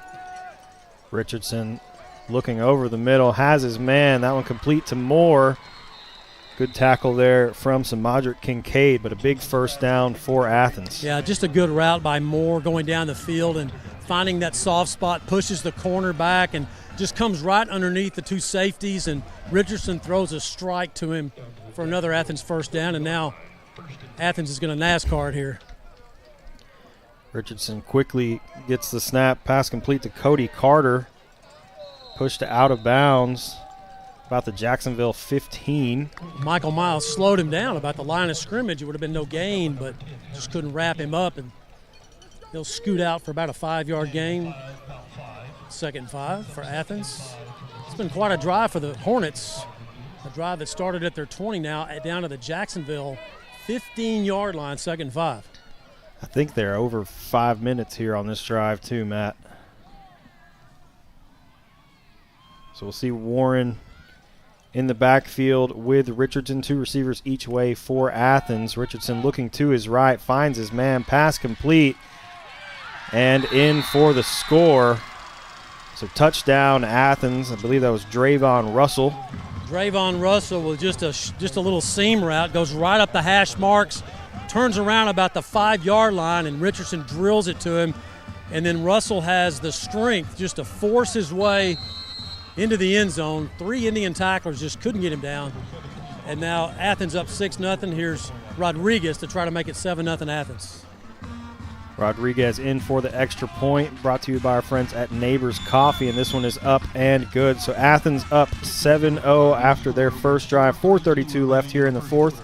We'll take a short break and come right back. This is Fighting Indian Football on JISD Live. Passing the competition by leaps and bounds. The team of world-class specialists at Christus Orthopedics and Sports Medicine Institute are experts in caring for bones, joints, and muscles. In addition to treatment, they also provide special programs designed to keep you in optimal shape and improve athletic performance. So whether you're a student athlete or a weekend warrior, they'll keep you at the top of your game.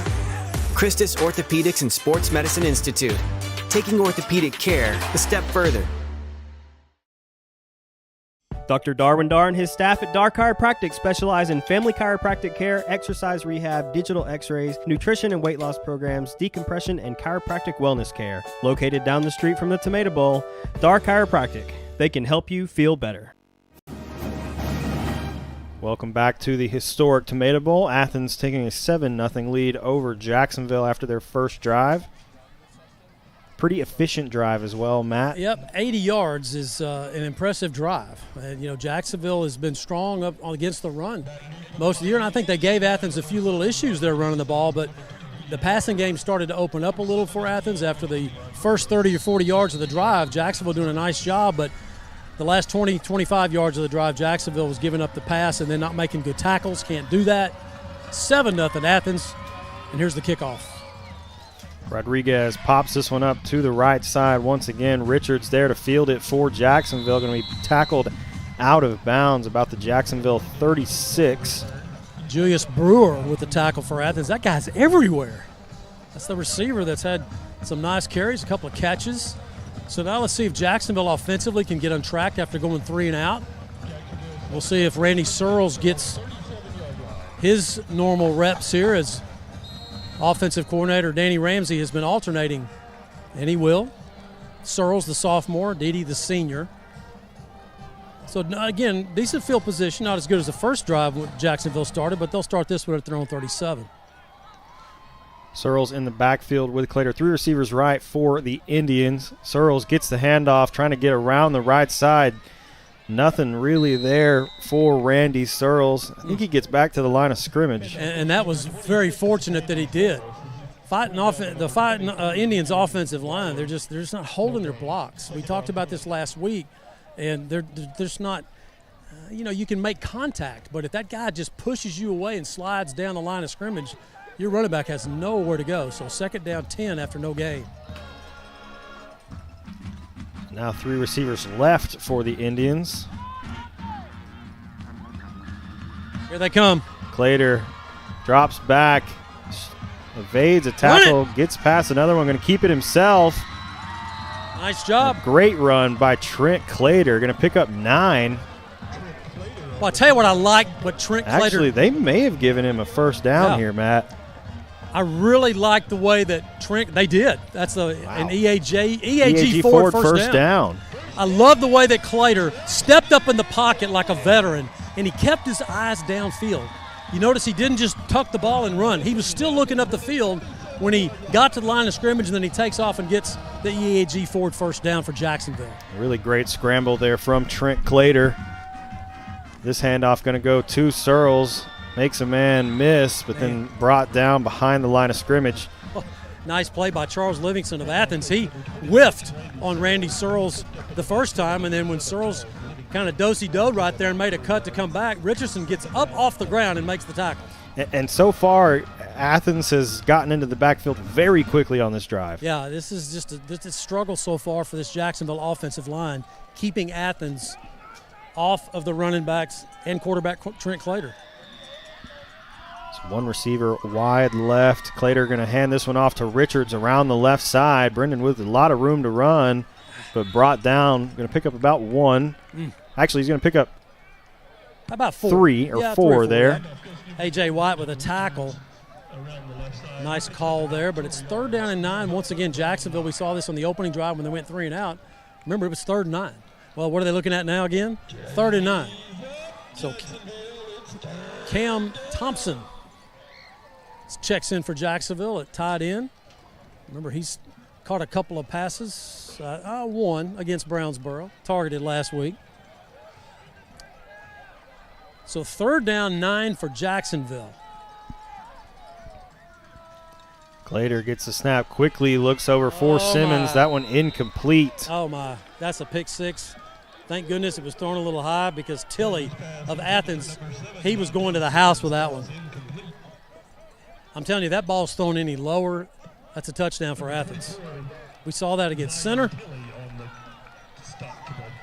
And Trent got rid of it quickly. It was just a good read by the corner there. Tilley for Athens. So that'll bring up 4th and 9 for Jacksonville. So I'll send KC in to punt this one away. Maybe next time you pump that one and throw it down the corner. Get him coming up again. Here's KC. Good snap back for KC. Good punt over to the near sideline. It's going to go out about the 15. Had a tight spiral on that punt. Oh, didn't he, though? Looked like a pass. They're going to mark that out at the 20. That is shocking. It had that angle on it. You know how the referees go down that sideline and raise their hand. It hit on the sideline at the 15. Well, you should know. You did this for a living. Well, you know. You did it for your books and education. So Athens with their second offensive possession coming up. They'll start this one, guess where? At their 20, where they started their opening drive that they went 80 yards to take the 7-0 lead. It's 1st and 10 for the Hornets.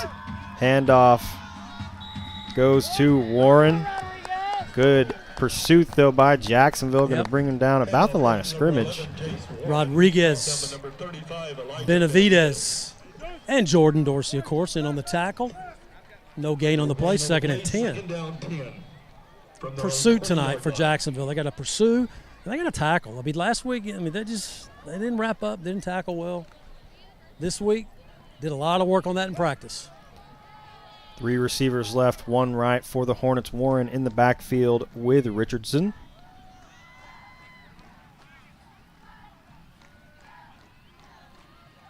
Richardson looking to the far sideline. Passes there. Great breakup, though, from Brendan Richards. Well, I thought Richards was beat there for just a moment. And here he just caught up. Closing speed there for Brendan, the senior. He just knocked it away. So 3rd down and 10. Let's see if Jacksonville's defense can get a 3 and out of their own right here. Their offense is struggling. And that was a really great job from Brendan, seeing that ball all the way in and getting his arm out there and making sure that he got a hand on the football. Just recovering after the guy got past him was impressive.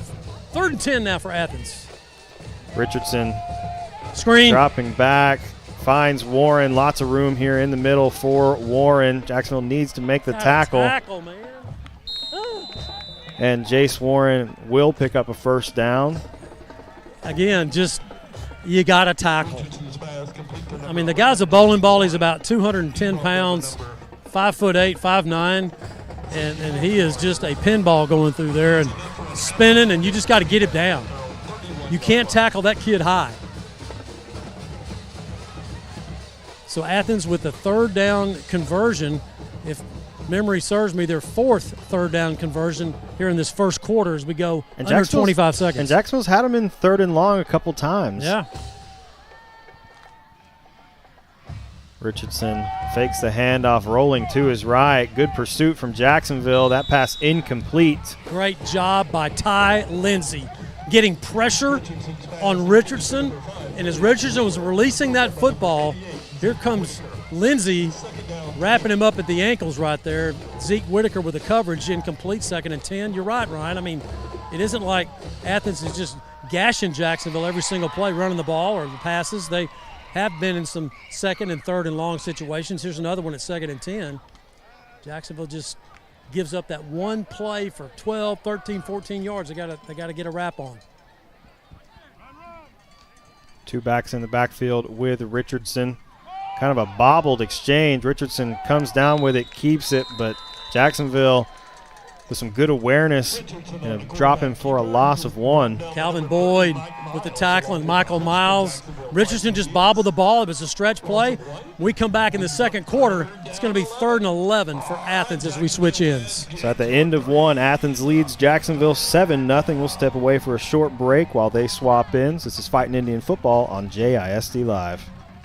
Dr. Westbrook, Dr. Stocks, and their dental team at All Smiles provide a wide range of dental services. This includes cleanings, fillings, crowns, bridges, implants, and cosmetic dental care. Call and schedule your appointment at 903-586-0741.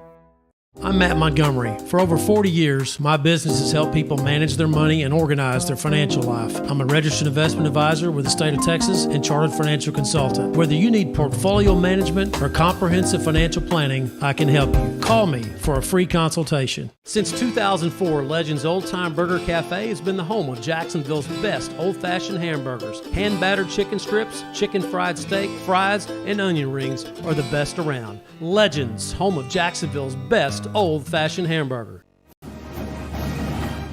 Welcome back to the historic Tomato Bowl here in downtown Jacksonville. Athens leading Jacksonville 7-0 as we're about to start the second quarter of play. Athens in a 3rd and long. Well, this is a big play for Jacksonville defensively. They have been unable to stop these 3rd and longs. They need one right here and get their defense off the field. As Athens now 3rd and 11 at their own 30. 3 receivers right, 1 left for the Hornets. Warren in the backfield with Richardson.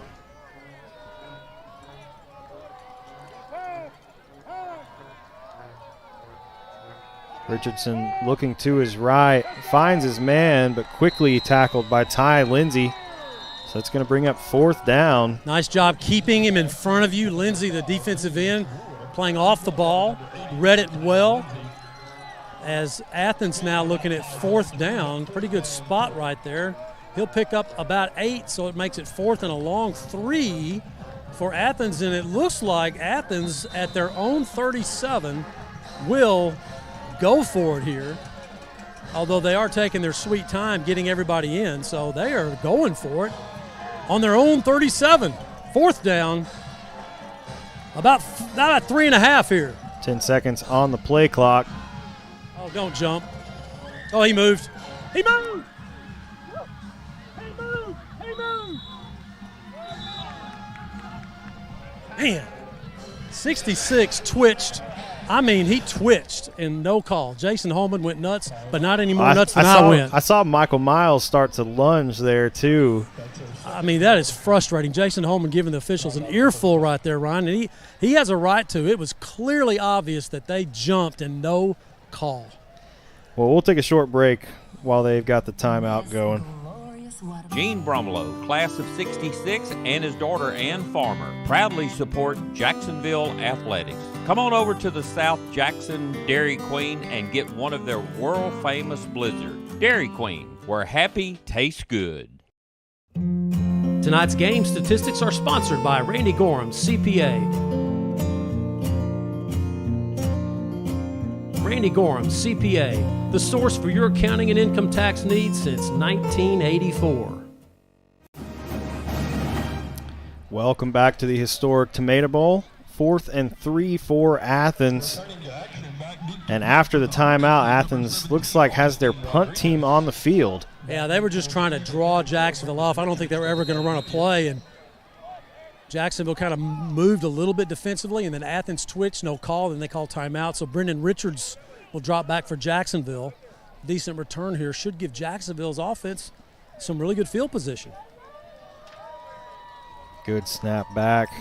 Rodriguez gets a pretty good boot on it. Oh, no. Brendan Richards. What a bounce. Going to let this one go, but a really good bounce. Wow. For Athens. That's it's painful. Going to be down at the Jacksonville 3. The ball was at the 31 of Athens. Now it's at the Jacksonville 3-yard line. You talk about flipping a field right there. Yeah, it's a 60-yard punt. Augustin Rodriguez. I think it was about a 35 or 40-yard punt, and then just it bounced. rolled and rolled and rolled. You got to feel that. I mean, you can't let that ball – first of all, you can't let it hit the ground. You got to go get that one. Yeah. Fair catch it. At least fair catch it. So Jacksonville will take over 1st and 10 from their own 3. Clater standing in the end zone. Going to fake the handoff to actually give the handoff to Dede around the left side. Going to maybe pick up a yard. Looks like they're going to spot him for no gain. Well, this is exactly what we talked about in pregame, what Athens was going to do. They're putting 9 guys in the box. They got their safety back, their 2 safeties, and that's it. Their corners are rolling up, and they are coming. So they're going to force Jacksonville to throw the football. Fighting Indians are going to have to respond. I'm not sure I would respond with a pass here on my own 3-yard line. You got to get a little bit of breathing room right here, but this is what we expected. I mean, so far, Trent Clater has not had much time in the pocket. So they're bringing him. 2 receivers right for the Indians. Handoff goes to Dede around the right side, trying to pick up a couple yards. Looks like he's going to get about 5. Handoff goes to number 2, Dede. Linebackers were in the A gap, and they came. So you got 8 guys coming. They did have 4 back that time, and Dede does turn the corner just a bit and picks up about 4. So 3rd down, 6 to go for Jacksonville. Fighting Indian fans, get those J's up. It's 3rd down.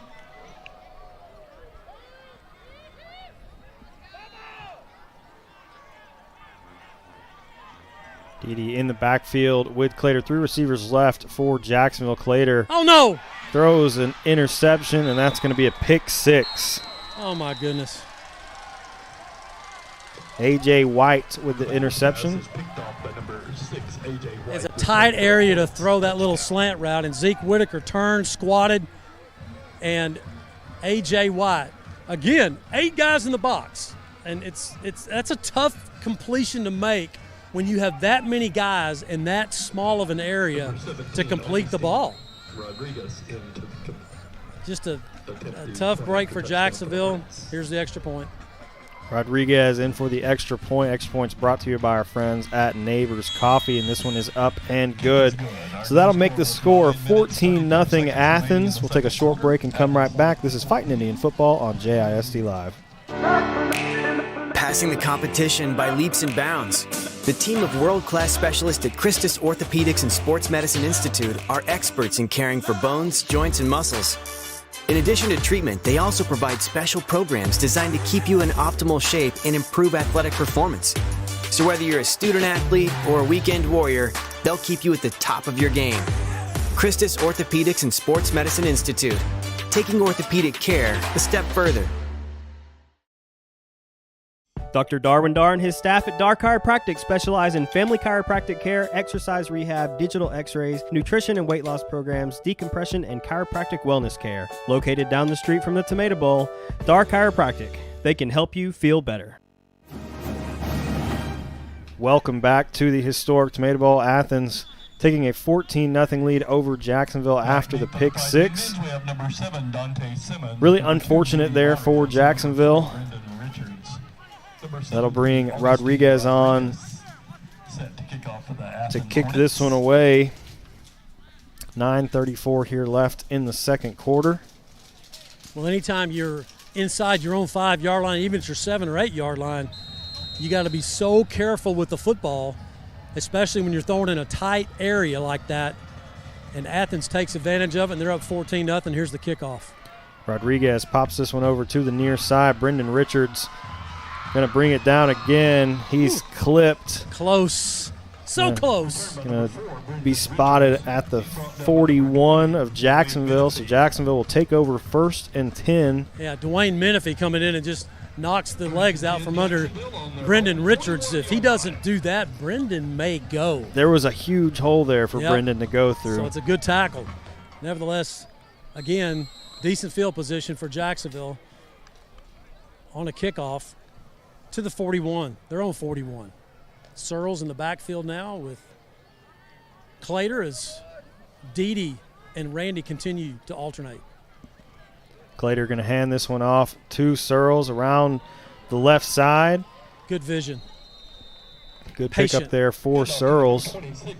Notice his patience. He waited till the blocks develop. You know, last year he would have just blasted through there and got tackled for no gain. He waited until he saw that open up, and he picks up 6. Good vision. Bring up 2nd and 5.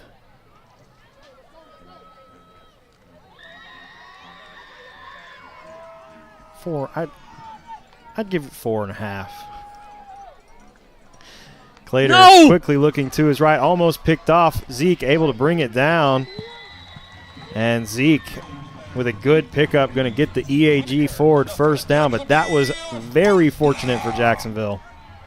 I don't know why they're throwing that ball.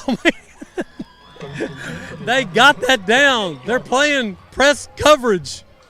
That is not a throw to make. Listen to me like I know what I'm talking about. Well, so far the defense has been reading it pretty well. Oh, man, like a book, like a first-grade book.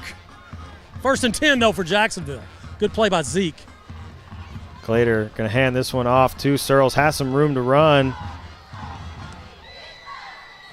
Number of Hornets there to make the tackle. Searles going to pick up out 8.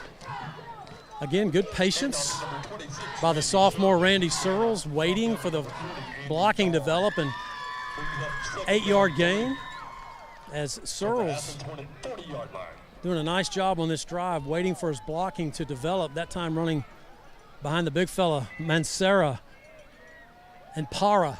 2nd and 2. Clater going to hand this one off to Searles. Nice. First down. Searles is doing a really great job so far tonight, waiting until something opens up before he decides to go. Yeah, and the Jacksonville offensive line, Mike Taylor checking out. He had a nice block right there. Calvin Boyd will check in. And Sal Garcia right there did a nice job staying on his block and pinning his guy and open up that little space for Searles to get through for the EAG forward first down. Simmons and Richards out wide for Jacksonville. This handoff going to go to Searles around the right side, quickly met in the backfield, and he's going to lose several. So here's what needs to happen. So the corners for Athens, they're just playing lights out off the edge. As soon as they see the handoff, they're coming. Trent's going to have to pull that football. I don't know if they got this call. He's going to have to pull that football, and he's going to have to throw a seam route, or he's going to have to throw a flag route. Somebody's got to be going downfield. Not the hot route, downfield. Because those corners, they're playing tight. They're coming up. You got to catch one of those guys to where he's got to put the brakes on. So 2nd and 17 for Jacksonville. Clater going to drop back, looking to his left, going to fire to his right, trying to find Gaskin. That one incomplete. Looking for Searles after he faked the handoff. Searles is supposed to come up the field on a wheel route, and looked like Searles ran straight down the field, didn't bend that thing out toward the sideline, and he ran into the safety, and Trent did a nice job not throwing that ball and checking that thing down to Josh Gaskin, unfortunately, incomplete, third down and way long for Jacksonville, 3rd and 17. As Cam Thompson will check in at tight end, Gaskin will check out. Big third down here for the Indians. Searles in the backfield with Clater. 3 receivers left for the Indians. Clater looking to his left, fires. This one short, going to be picked off. That was number 20, Dwayne Menifee, on the interception. Just didn't get enough on it right there as he was looking downfield for Brendan Richards. Richards had a step on the second on the defender, but you know when the ball kind of hangs like that, it was kind of short, kind of wobbly, just kind of hung up there. The safety just came over, and playing center field back there, you gave him time. You either got to hit him earlier on a really hot on a hard low throw, or you got to sail that thing really, really deep where the safety has to stretch to get it. Unfortunately, he doesn't. Gets the pick. Athens with their second interception. First down at their own 32. 6:07 remaining here in the second quarter. Jace Warren in the backfield with Richardson. Richardson looking to his left, finds his man. Pass complete to Emmanuel Moore. Tackle by Mario Rodriguez. Nice job for Jacksonville there, Mario. Richardson's pass complete to number 18, Emmanuel Moore. Moore picks up 6, 2nd and 4. 25, Mario Rodriguez. Gain of about 5 yards, brings up 2nd and 5.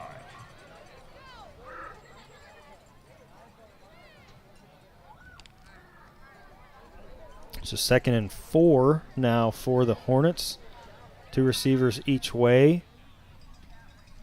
Richardson going to hand this one off to Warren.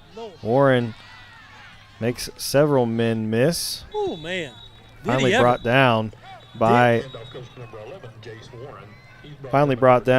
Michael Miles. I mean, Mike Taylor was right there. I think that was Toby Simpson also right there. And, man, he just left him. I mean, he put his foot in the ground and went right around him. And Jacksonville just not locking up. They're in position. They just aren't making the tackle. So we'll go under 5 minutes to go here in this first half, 14-0 Athens. And if you're Jacksonville here, man, you just want something good to happen. Maybe that good happening is Athens not getting a third score here before halftime. So 1st and 10 from the Athens 45. Richardson sends a man in motion. Now going to send another man in motion. Pitch goes to Emmanuel Moore, and he's going to pick up the first down. Well, Mario Rodriguez did a great job for Jacksonville turning that back inside. That play is designed to get on the edge, and he did his job from his linebacker position, turning that back in. Unfortunately, there was nobody there for Jacksonville to fill that inside area. And the Hornets get another first down. That'll push the football to the Jacksonville 43-yard line, first down. 2 receivers each way for the Hornets. Richardson takes the snap, fakes the handoff, going to keep it himself around the right side. Brought down by Michael Miles and Harrison Penn. So Zeke Whitaker has got some kind of gash on his face. He's going to have to check out. The Fighting Indians are going to bring in Isaac Suarez Mosley to take Zeke Whitaker's place as they attend to him. He's got a pretty nasty cut on his face. Another first down for Athens. It looks like he's bleeding pretty good. So hopefully they can get Zeke squared away.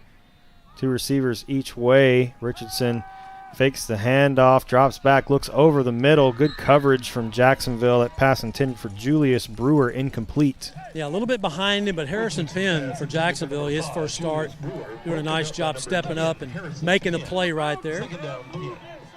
So Athens looking inside, trying to catch Penn in his first varsity game as a starter, seeing if they can get one by him, and Penn steps up to the plate and knocks it away.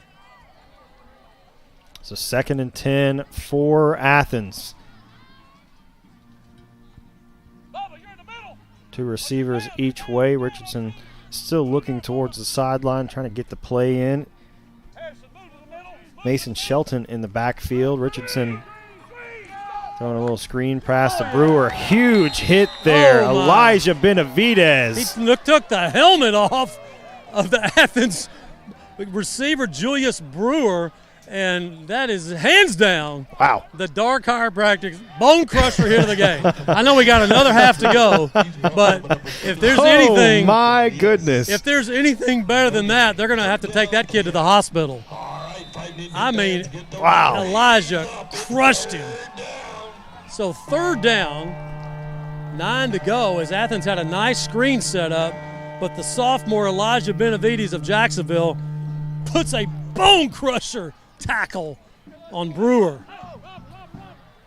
So 3rd and 10 now for the Hornets. Looks like we're going to have a timeout here from Athens.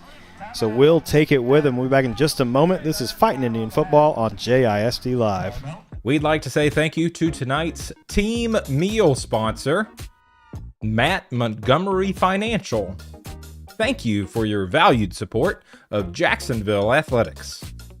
Dr. Westbrook, Dr. Stocks, and their dental team at All Smiles provide a wide range of dental services. This includes cleanings, fillings, crowns, bridges, implants, and cosmetic dental care. Call and schedule your appointment at 903-586-0741.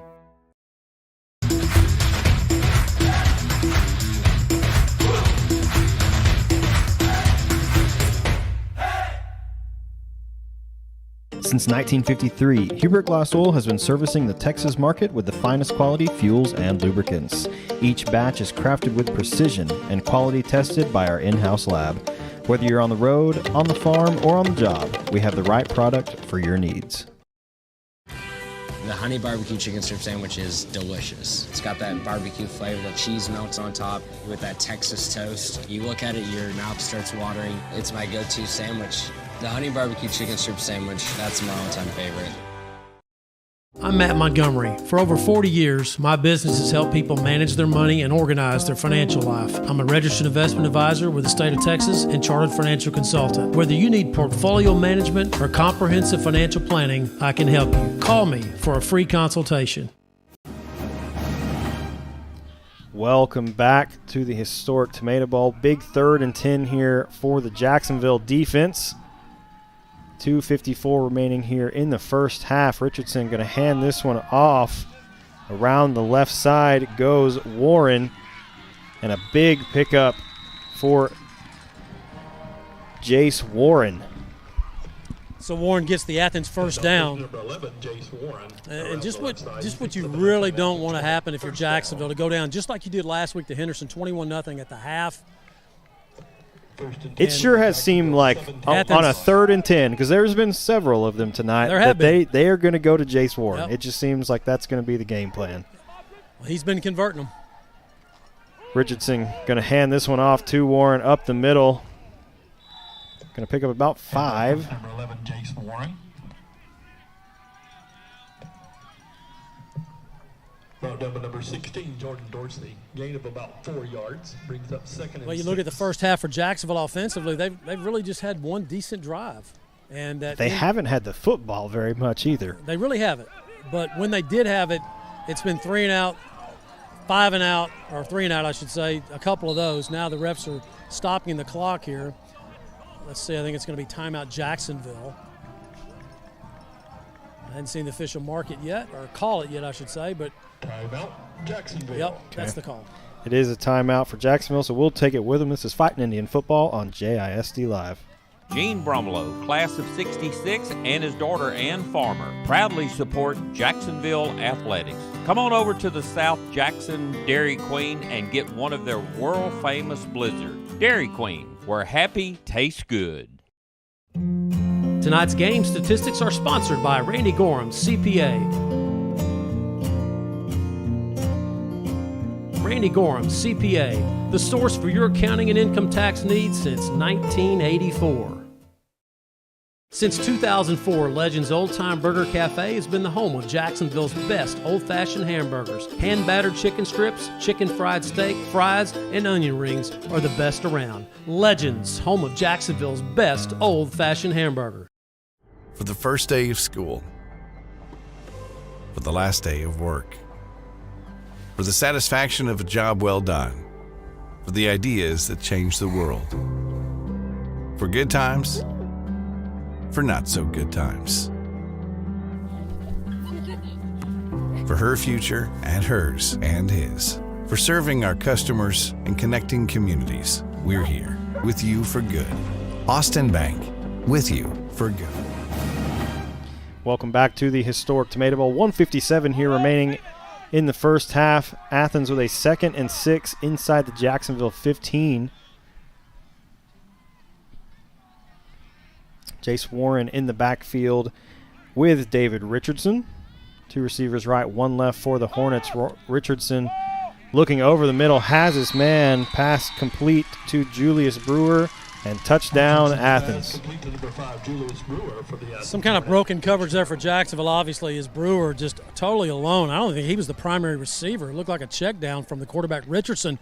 He was looking in the corner Number 17, for A.J. Watt. He kind of pumped, too. Yeah, like he did. He was going to throw and then saw Brewer cutting across. And I think that sent Whitaker of Jacksonville over toward there where he pumped, and that opened it up for Brewer for the score. So Rodriguez in for the extra point. Extra points brought to you by our friends at Neighbors Coffee, and this one is up and good. So with 1:52 remaining in the first half, Athens now leads Jacksonville 21-0. We'll take a short break and come right back. This is Fighting Indian Football on JISD Live.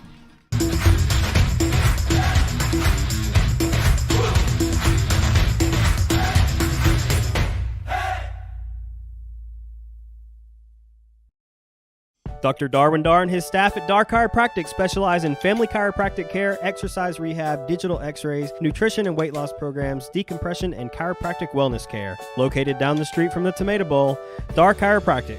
They can help you feel better. Our one-of-a-kind mushroom Swiss burger is back. And now it's an all-time favorite. You're going to love this burger. That au jus sauce on top. The creamy au jus sauce. Every bite's perfect. It's not just a mushroom Swiss burger, it's a Whataburger mushroom Swiss burger.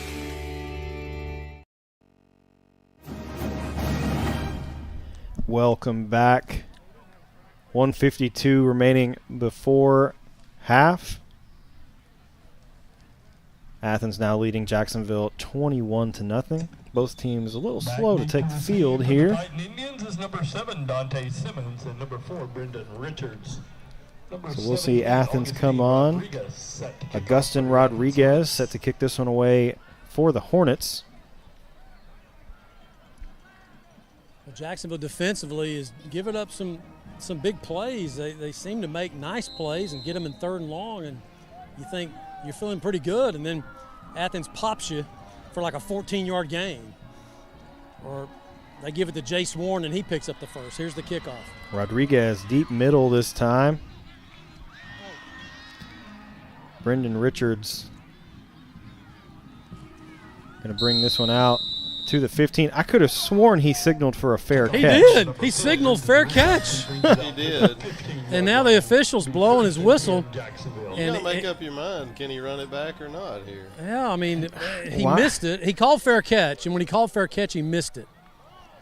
So now let's see what. I think, can you run it out after you call it? No. It should be from where he picked it up. So I think Jacksonville is going to have bad field really position. bad field position. You cannot call fair catch, miss it, go back, and then return it. So they're going to mark it at the Jacksonville 2-yard line. For the Jacksonville Indians. Just a bad decision. I don't know why he called fair catch. He had plenty of room he to had catch it. so much room. And he was at the 2. Hang on. Wait a minute. Oh, gosh. Look at this. No call? Doesn't look like it. Oh, my gosh. That's crazy. That's wow. Jordan Taylor was running on late. I can't believe they didn't throw the flag there. I mean, he was not even set. He's coming across the line of scrimmage. Athens defensive players are throwing their hands up like, what was that? Yeah. I don't know. Looks like Cam Thompson is going to check in for Jordan Taylor. Well, the officials didn't throw the flag, but they're about to penalize it. Flag on the play. I think the officials were so shocked they couldn't throw the flag. They didn't know how to grab their flag. They were shocked. There's a flag on the far side of the field. All 11 players never got set before the snap. Yeah, you bet. Decline, 2nd down. Yeah, no doubt about that, ref. So that'll be a pickup of 1 on the play. 2nd and 9 now for Jacksonville. So Jordan Taylor's doing a dead sprint into the game because Jacksonville doesn't have all their guys in. And I believe that was Cam Thompson that was supposed to be in the game, and he wasn't. He is now. There's a minute and counting left here in the first half. So if you're Jacksonville, you just want to get out of this half without another Athens touchdown. So Simmons in motion. Handoff going to go to Dede. Has some room around the left side. Big pickup by Dede Mara is going to be good for an EAG Ford first down. Give Jacksonville a little breathing room right there. You always get nervous when that ball is at the 2 or 3.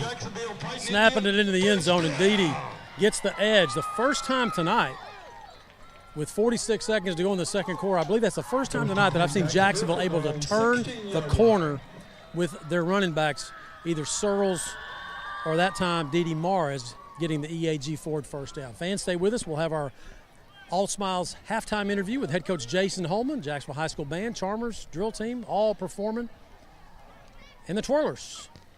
Glader going to hand this one to Dede. Dede quickly wrapped up. Going to pick up about 3. Handoff goes to number 2, Dede Marias. He's brought down by number 7, Charles Livingston. You know, it looks like this half's going to end 21-0 with Athens in the lead, but this game feels much worse than last week's 21-0 deficit to Henderson because Jacksonville had a couple of opportunities to score twice with 1st and goal at the 1 and 1st goal at the 5 last week and didn't get any points. They haven't even sniffed the red zone tonight against Athens in the first half. Offensively, Jacksonville's really struggled to move the ball. We're going to let this clock run out, and we'll go to the Whataburger halftime report. We'll get Jason Holman here in just a moment. Our halftime score, Athens Hornets 21. So Athens at the half up on Jacksonville 21-0. We'll let Coach Holman catch up to Matt.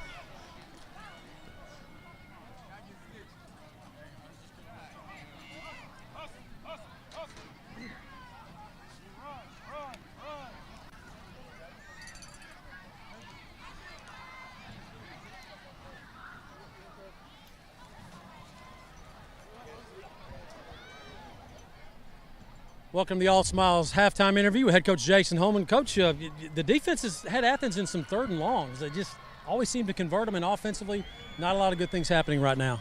Yeah, we've got to make good on 3rd and longs. Missed tackles, first drive, they just kept leaking on us, tackling wise. I think we're trying to go for the kill shot, and a lot of cases not wrapping up. So we got to get that shored up. And then we had a bust in coverage down there on the touchdown they just threw. Offensively, we've got to find something that's going to work. Of course, they're loading the box on us. We're going to have to be able to throw it some down the field. And they're ready for the quick stuff, so we got to put the ball in the air a little bit. Coach, thank you. Thank you. Head coach Jason Holman, All Smiles. We appreciate All Smiles sponsoring all of our conversations with head coach Jason Holman. Guys, I'm going to toss it back to you for some stats with Todd, and then when y'all get through with those, you can toss it down, and we'll get the Jacksonville halftime performance. All right. Thank you, Matt. Before we bring you guys into the booth, let's take a look at this week's Ask the Indians.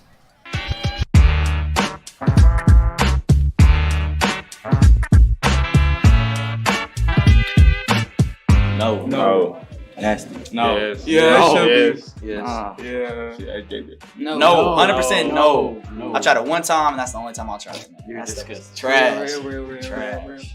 No. Straight pepperoni. That's disgusting. No. No. Pepperoni on. No, that's nasty. No. Yes. No. Yes. No. Yes. No. Yes. No, that's illegal.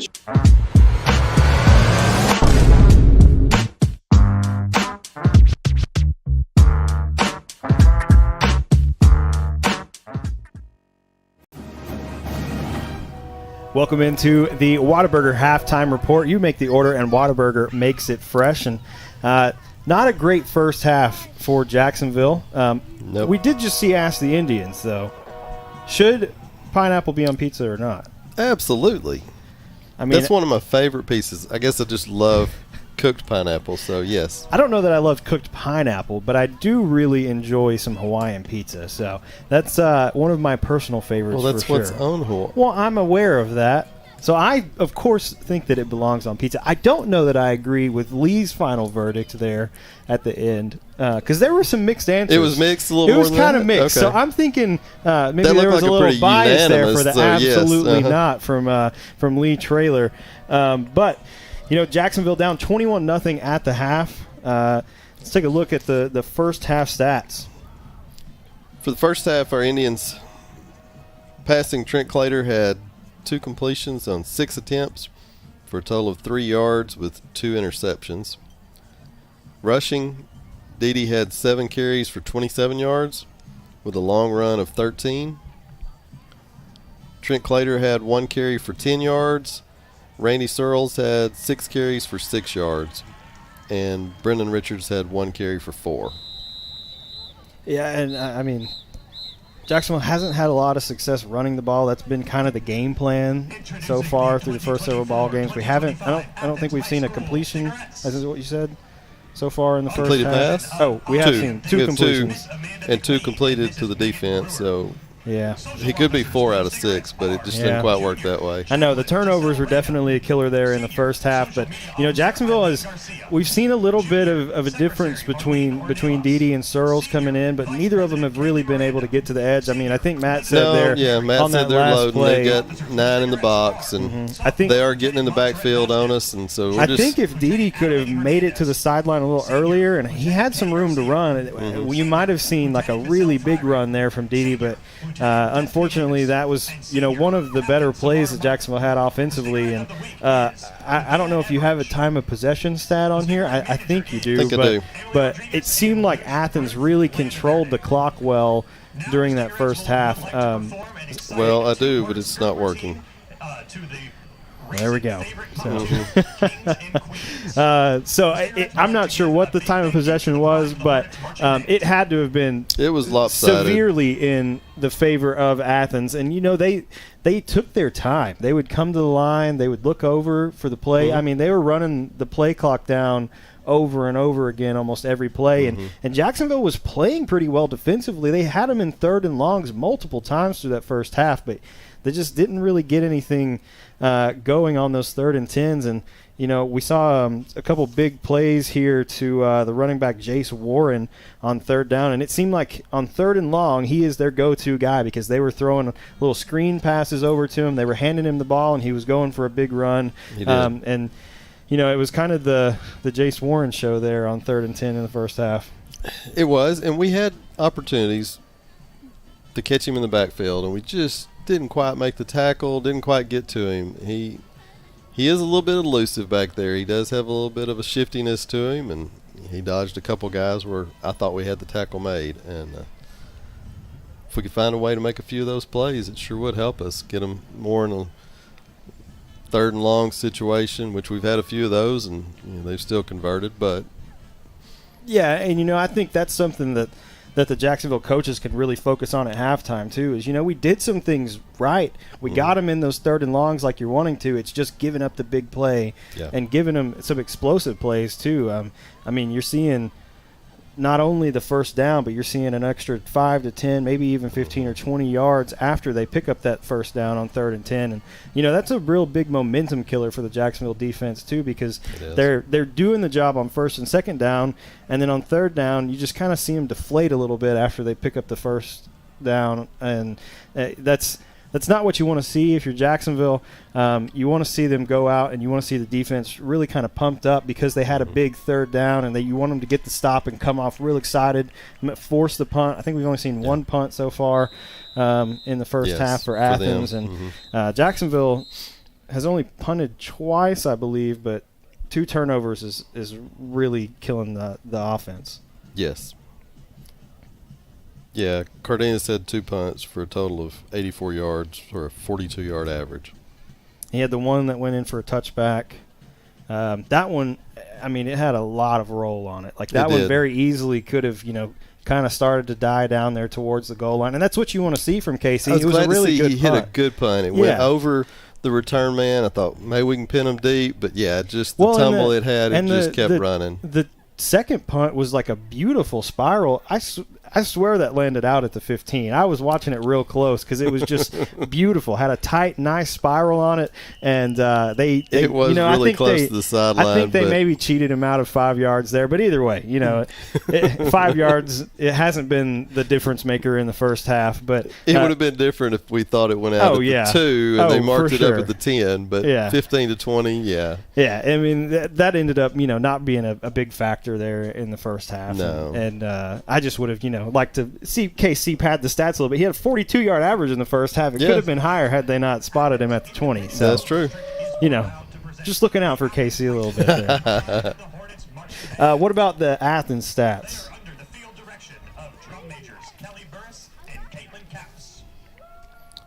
So I've got quarterback David Richardson with 9 completions on 14 attempts for 82 yards and 2 touchdowns. Rushing, if that's right, it doesn't seem like it. Jace Warren, 5 carries for 29 yards. I think where he's kind of burned the Jacksonville defense is on those short passes down passes. to him. Yeah. It may be. Brewer had 2 carries for 18. Quarterback Richardson, 4 carries for 15 yards. Manuel Moore had 1 for 12 yards. Mason Shelton, 1 carry for 9 yards. So quite a few different players involved in it, but yeah, it's been kind of tough for me to track who is in the backfield because they're changing players. It seems like maybe even 2 or 3 per play at times, to where you may have 2 running backs in the backfield. You may have Brewer slide in there as a second back on a couple of the plays. They're doing a really good job of showing a lot of different looks for the Jacksonville receiver come by defense. and take a handoff. Mm-hmm. Yeah, they've been mixing it up a lot. You've seen a lot of different looks if you're the Jacksonville defense in the first half, and I mean, for the most part, they've covered them well. It's just giving up those big third down plays, I think, that have been the killer for the Jacksonville defense. And you have to give credit to them. They've spent a lot of time on the field in the first half. They have. I wish I had a play count. Let me see. Do I have that?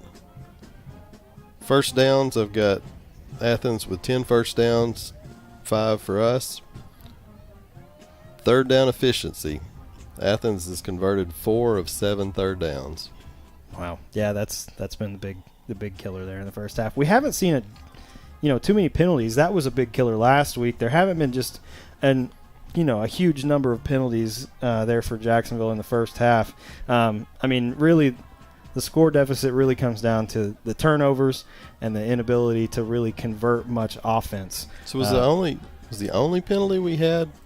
I think when we were running the guy in late, and they called us for there were not many penalties in there. Or something. Cause, we had illegal substitution, I think, was what that was. Said they weren't all set.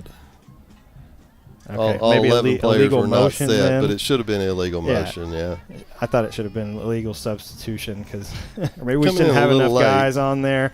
I mean, you don't want to start a play being a man down, but if you're trying to get a receiver in there late, you'd almost rather just run the play on first and 10 from your 2 and just see what it goes and then but send you are the guy at the 2. in. I know you're at the 2, and they've been tackling us in the backfield. Yeah, that would not quite work on the 2. So no, I mean, definitely not ideal if you're Jacksonville, but you don't want to you don't want them to accept the penalty either, and then you're backed up even more to where it's first. No, you're on the 1. You're on the 1, or you're on the half-yard line, or you don't want to get any kind of negative penalties whenever you're on the 2-yard line. That's not a fun place to be, especially if you're sophomore quarterback Trent Clater.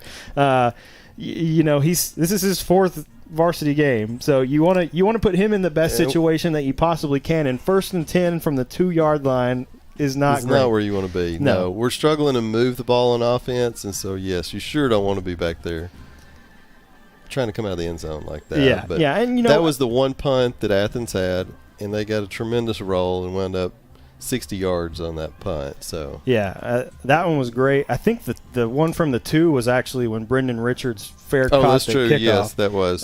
So we've seen some mental errors tonight too from Jacksonville. I mean, that one was odd. You would think Brendan Richards, especially because they haven't kicked it deep middle. For the fair catch when you're up here at the 30, but when you're back at the 5 or the 10. He's back deep, and they kicked it deep middle, which is the first time they've done it the whole game. He had lots of time. Just go under there, catch it, get what you can. But I'm not sure if maybe he because he had been moved a little bit. Moved back, was just a little confused. Yeah, I don't know if he was a little confused or what, but it was just kind of an odd play and maybe kind of a mental error there on his part of because he trying called to the fair catch that. really early. He called it almost as soon as the ball was kicked. Was coming, yep. Yeah. So I don't know. Don't really know what was going on there.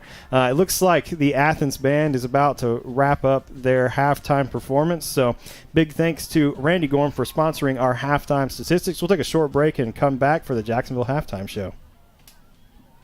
For the first day of school, for the last day of work, for the satisfaction of a job well done, for the ideas that change the world.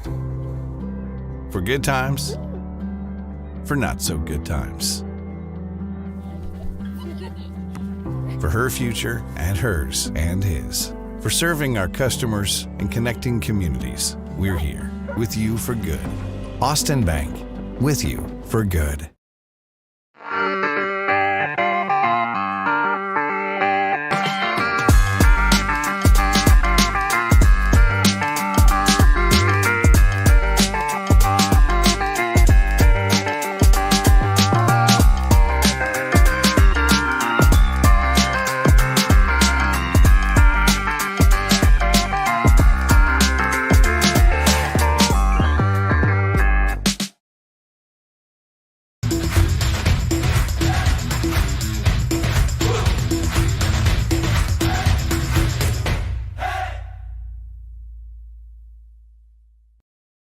Dr. Darwin Dar and his staff at Dar Chiropractic specialize in family chiropractic care, exercise rehab, digital x-rays, nutrition and weight loss programs, decompression, and chiropractic wellness care. Located down the street from the Tomato Bowl, Dar Chiropractic. They can help you feel better. Our one-of-a-kind mushroom Swiss burger is back. And now it's an all-time favorite. You're going to love this burger. That au jus sauce on top. The creamy au jus sauce. Every bite's perfect. It's not just a mushroom Swiss burger, it's a Whataburger mushroom Swiss burger.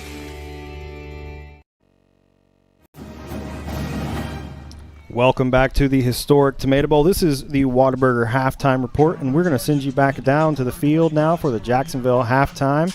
The Charmers have taken the field, so we'll see them, the Jacksonville Majorettes, and the Jacksonville Fightin' Indian Band.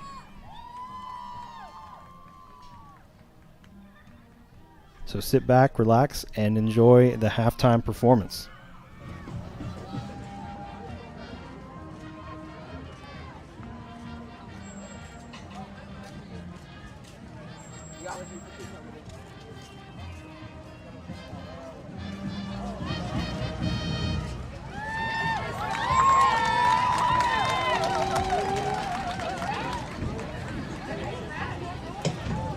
Once again, we have Sergeant Kirsten McDaniel.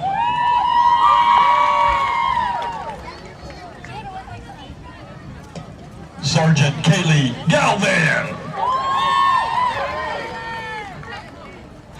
Sergeant and Chaplain Melanie Scruggs. Head Sergeant Haley Modesto.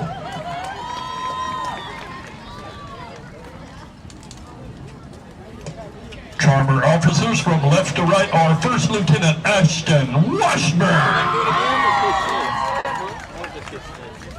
Senior Lieutenant Andrea Hernandez, and in the center yard Captain Miss Rebecca Orr. Our Charmer of the Week is Miss Sierra Blake. Teacher of the Week is Coach Washburn.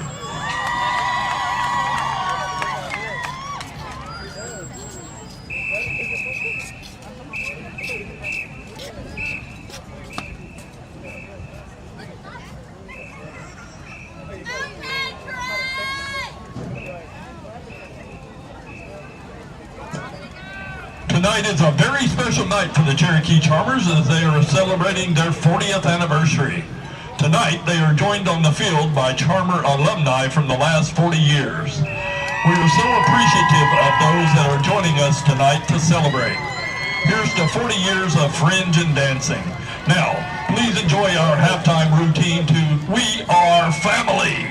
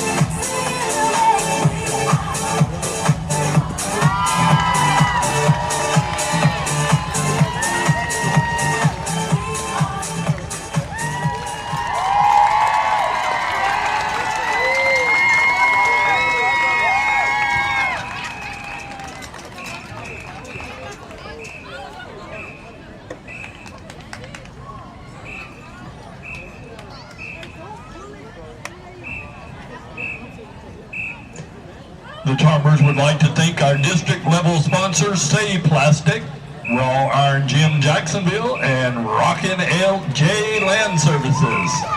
The Cherokee Charmers are under the direction of Miss Cassidy Pinkston and Tiffany Alexander. Ladies and gentlemen, your award-winning Cherokee Charmers.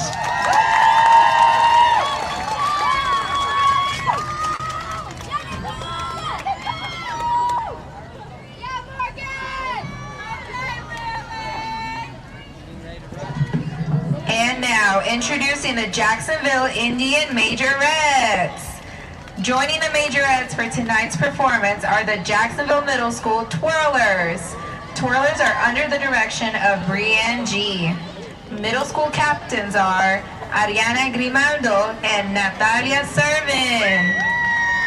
High school officers are Senior Lieutenant Angeles Grimaldo, First Lieutenant Andrea Tavera, and your captain, Juliana Salazar. Twirler of the week is Emery Stevens.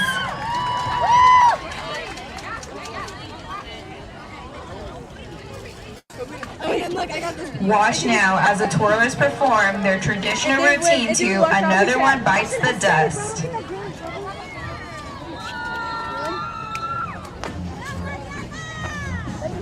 Just gave it to him at this point.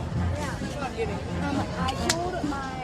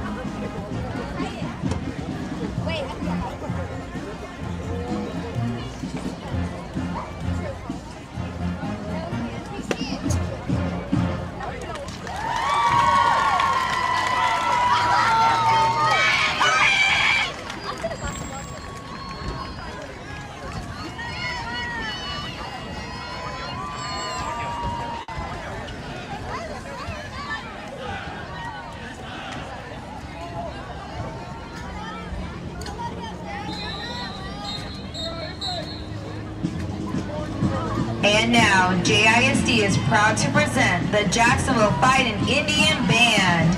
The band is under the field direction of junior drum majors Abby Barrier and Anaja White and senior drum major Logan Fontenon. Featured twirler is Adriana Munoz. The band will perform Vienna Philharmonic Fanfare, New Colonial March, and the Melody Shot Trio.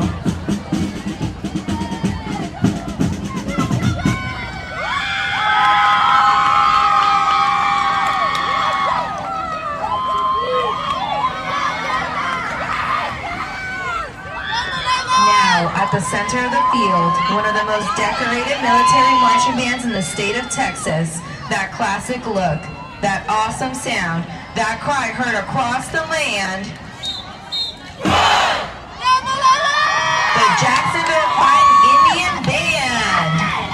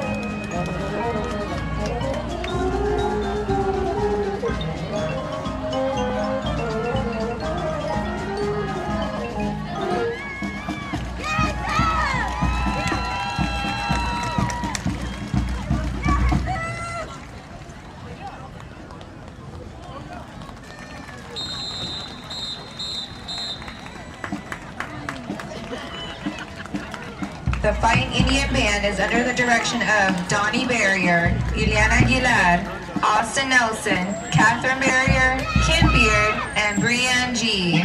Freshman of the week is Marisi Lara. Band members of the week are Jesus Tavera and Aaron Vargas.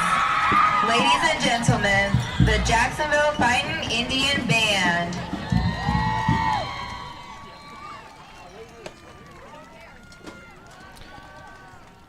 Another fantastic performance from the Jacksonville Fighting Indian Band.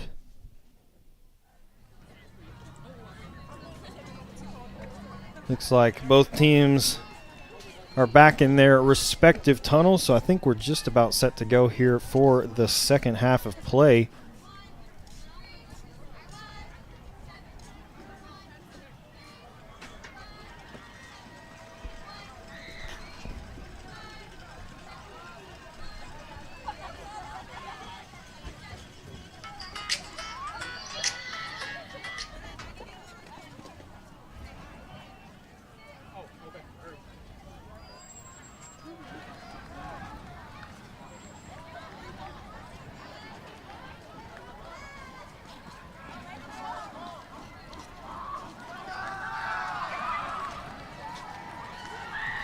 Jacksonville making their way back out of the headdress.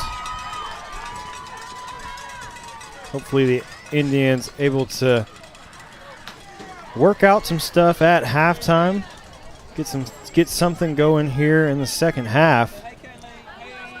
Yeah, you just hope that the kids just have a different attitude this half. They seemed a little lethargic. Not sure why. You never know why these things happen. We talked before the game about how last week they didn't have school on Friday, and today they did. And you think, well, it's going to probably be a little bit better, more focus. But not happening. So, like I said earlier, you're down 21-0. Same score you were down last week to Henderson, 21-0, but this one feels worse. I think it's because the offense has just been not very good tonight. Yeah, they just haven't really found a groove or they really haven't figured out anything that's going to work against this Athens defense consistently either. Well, Athens is, like we talked about in pregame, they're putting 8 guys in the box, and that's sometimes 7 or 8, and they're sending the guys off the edges. And like Coach Holman said during the All Smiles halftime interview, they're going to have to go downfield some. Trent's going to have to get some protection. Offensive line's going to have to give him a chance, and they're going to have to take some shots downfield because the underneath stuff is just not going to work. So Jacksonville now ready to kick off. It's Casey Cardenas. We're set to go. Second half, 21-0, Athens with the lead. KC's ready to kick it off, and here's Ryan Travis. KC going to boot this one to the left. That one kind of awkward off of his foot. Hits the pylon. So kick out of bounds. Flag comes in. So Athens will start with decent field position here on their first drive of the second half. So another Indian down. Jamario Coleman walking past me right now with a bag of ice on his ankle. Doesn't look like he'll be back. The pads are off. So there's another injury to Jacksonville. Fighting Indians are going to kick it again. Athens is going to take that penalty. Had a great conversation with the all-time leading rusher in Jacksonville history, Richard Whitaker, in the house tonight. They had a nice visit and kind of moaned and griped a little bit about what was happening, but that's what old guys do, me much older than him. It's good to see him back in Tomato Bowl, and I got to tell you, he looks like he can still play, man. I mean, he is a dude now. You know, some of these guys that are just athletes, like it just never goes away. That's why his nickname was Man. Here's the kickoff. So this one a better kick from KC. Going to be fielded deep. Lots of room to run for Athens. And then finally, Dwayne Menifee going to be knocked out of bounds. So Athens will take over 1st and 10 from their own 30-yard line. So at the half, Zeke Whitaker, who's in the game now, had to get some stitches. So that was a deep enough cut. And Zeke has got the pads back on, the helmet. He's out there playing with some stitches in his face. So here's Athens with their first offensive possession. They'll start this one at their own 30.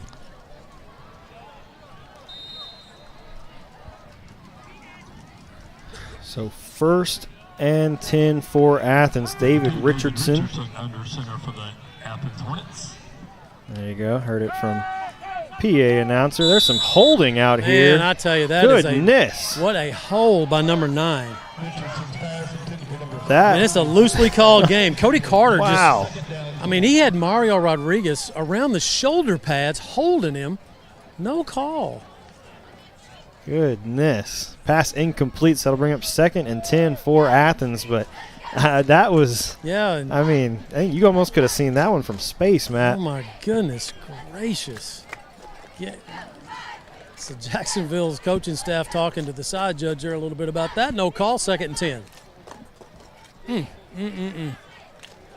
2 men in the backfield with Richardson. He takes a snap, going to fake the handoff, keep it himself. Up the middle he goes, spins out of a tackle.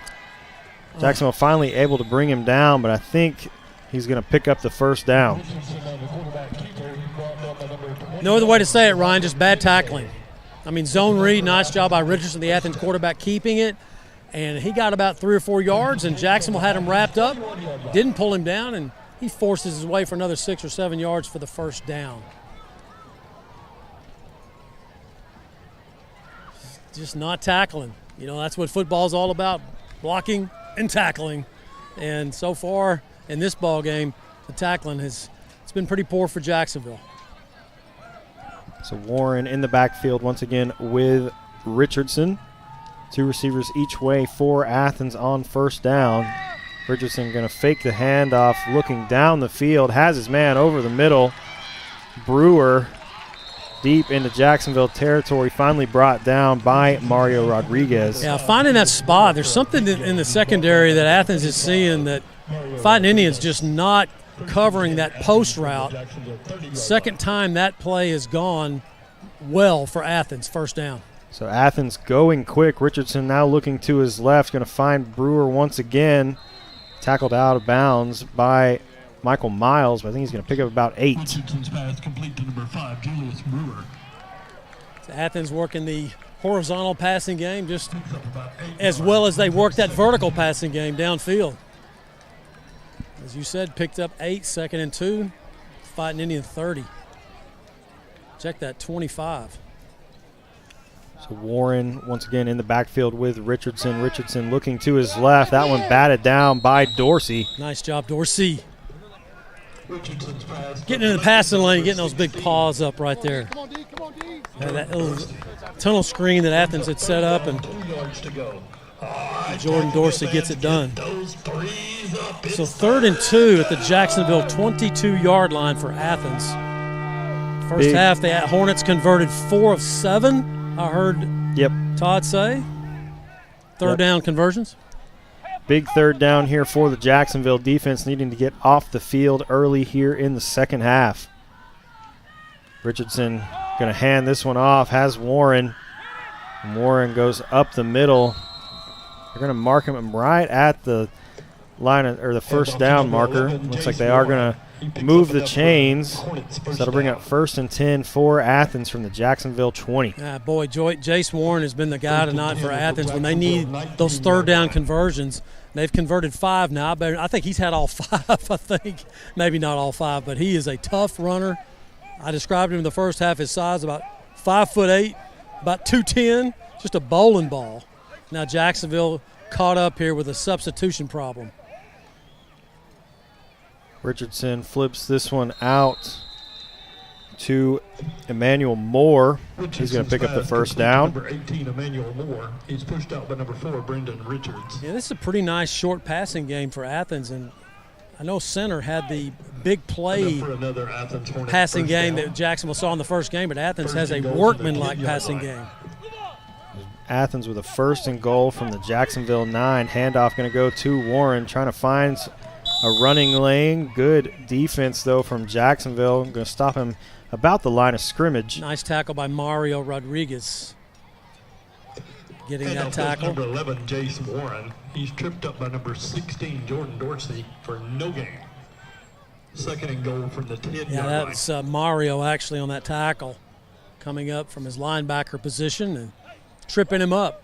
So 2nd and goal for Athens at the Jacksonville 10.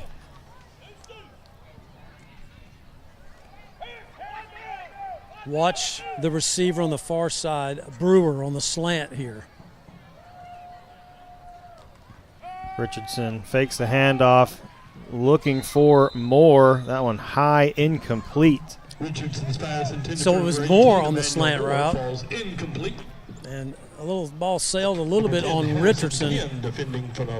Either way, you called the route correctly, Matt. Well, I mean, you can see the way they're lining up, and I can just watch the receivers and the way they have their body positioned. And they're just finding a spot back there. You look where Penn is right now, and look where Zeke is right now. Look at the gap between them. I know they haven't broke the huddle yet, and they don't have Jacksonville's not in their defensive set yet, but that slant route has been open. Well outside the uprights. Look at the split between them. So Athens now will take a timeout. Timeout, Athens. That's their first of the half. Timeout, Athens, and we will take it with them. This is Fighting Indian Football on JISD Live.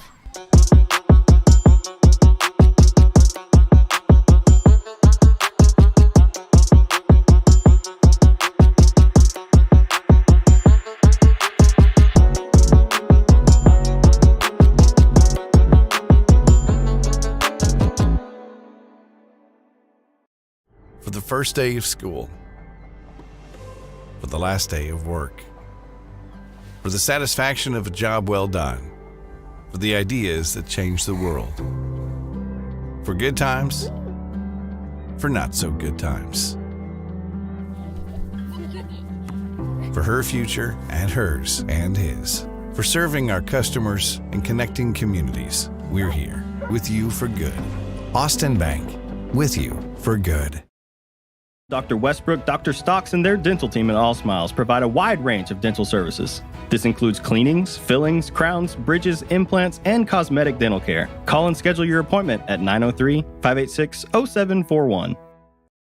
Since 2004, Legends Old Time Burger Cafe has been the home of Jacksonville's best old-fashioned hamburgers. Hand-battered chicken strips, chicken fried steak, fries, and onion rings are the best around. Legends, home of Jacksonville's best old-fashioned hamburger.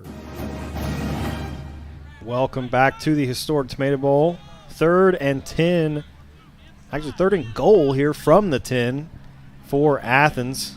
7:20 here remaining in the 3rd. Richardson going to take the snap, fakes the handoff, looking over the middle. Slant. Trying to find Moore again, and that one broken up. So Jacksonville.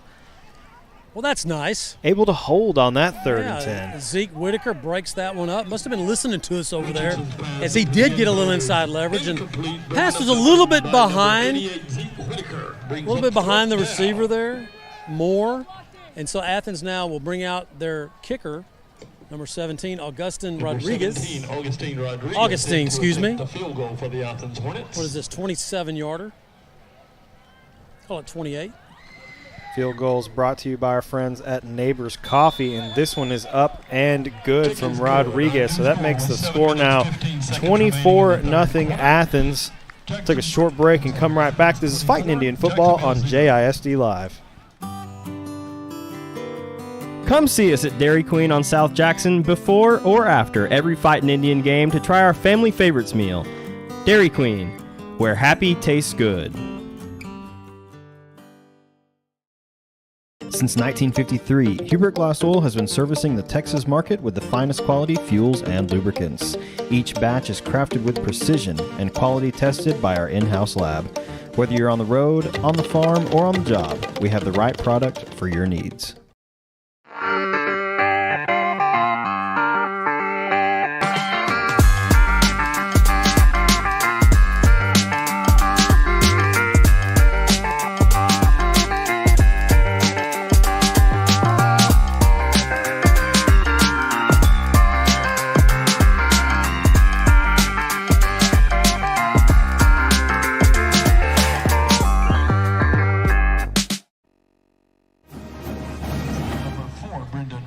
Welcome back to the historic Tomato Bowl. Jacksonville trailing Athens 24-0. 7:15 left in the 3rd after the field goal from Augustine Rodriguez. Set to kick off for the Well, if you're gonna have something good happen, it's got to happen on your opening offensive drive. You can't go 3 and out right here. Yeah, this is a big possession for Jacksonville. It's huge. I mean, that first down is going to be crucial on this drive. No question. See if you can get a decent return here and get a little Momo going. Get your offense on the field and try to get something good happen. So Rodriguez is going to boot this one deep. Richards going to step over, catch it, has some room to run, makes a good move around the right side, trying to make a man miss. Almost hurdles a guy. Number 4, Brendan Richards on the return. He brings it out. Pretty good return there from Brendan Richards. And got a flag late. Let's see the call here. Maybe a push in the back by Jacksonville as Richards, There was a flag on the play. as you said, doing his hurdle there. Boy, you see a lot of that these days. I mean, Yeah. a lot of guys jumping over people. That one didn't work too well, but he tried. Give him a E for effort there. So it looks like it's going to go against Jacksonville. That'll negate a decent return. Let's see the official now getting the call. It's going to be Blocking the back. blocking the back. On the return team. 10-yard penalty. First down, Jacksonville.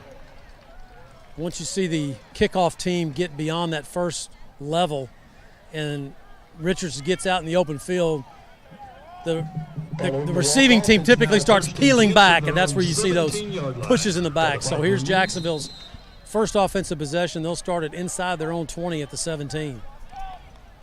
It's 1st and 10 for the Indians. Clater going to hand this one off to Searles.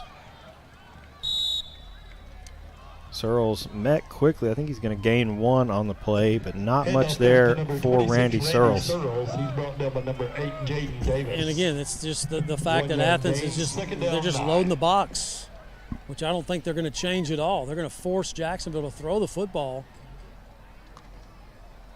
As Searles does pick up a yard, 2nd and 9 for the Fighting Indians. So 2 receivers out wide right for Jacksonville. Clater going to scramble to his right. Throws this one away. And Clater under pressure. I mean, he just had to get rid of that one. I mean, he's trying to roll out. And boy, Athens just pinning their ears back. He had Mason Shelton chasing him, and I think Clater was fortunate just to get rid of it. I think Jacksonville may have been lucky there, too, because I'm not sure that there was a receiver too close by over there. He was out of the tackle box, and he threw it to the line of scrimmage. So that's okay. Or am I thinking NFL? I think that's the rule. Know. Sometimes the rules I think that's the rule. If you're outside the tackle box, you can throw it into the as long as it gets to the line. So Clater going to roll to his right again. This one low, intended for Zeke, incomplete. That'll bring up 4th down. Clater's pass intended for number 88, Zeke Whitaker, falls incomplete, brings up 4th down. So 4th and 9 for Jacksonville. They'll send KC in to punt this one away. They're at a 3 and out. Definitely what you didn't want to see is Clater just kind of rushing it a little bit. He's had some pressure, and that time he had some space to move. He's getting coached up right now, and he just kind of rushed the throw and threw it at the feet of Zeke. A work in progress.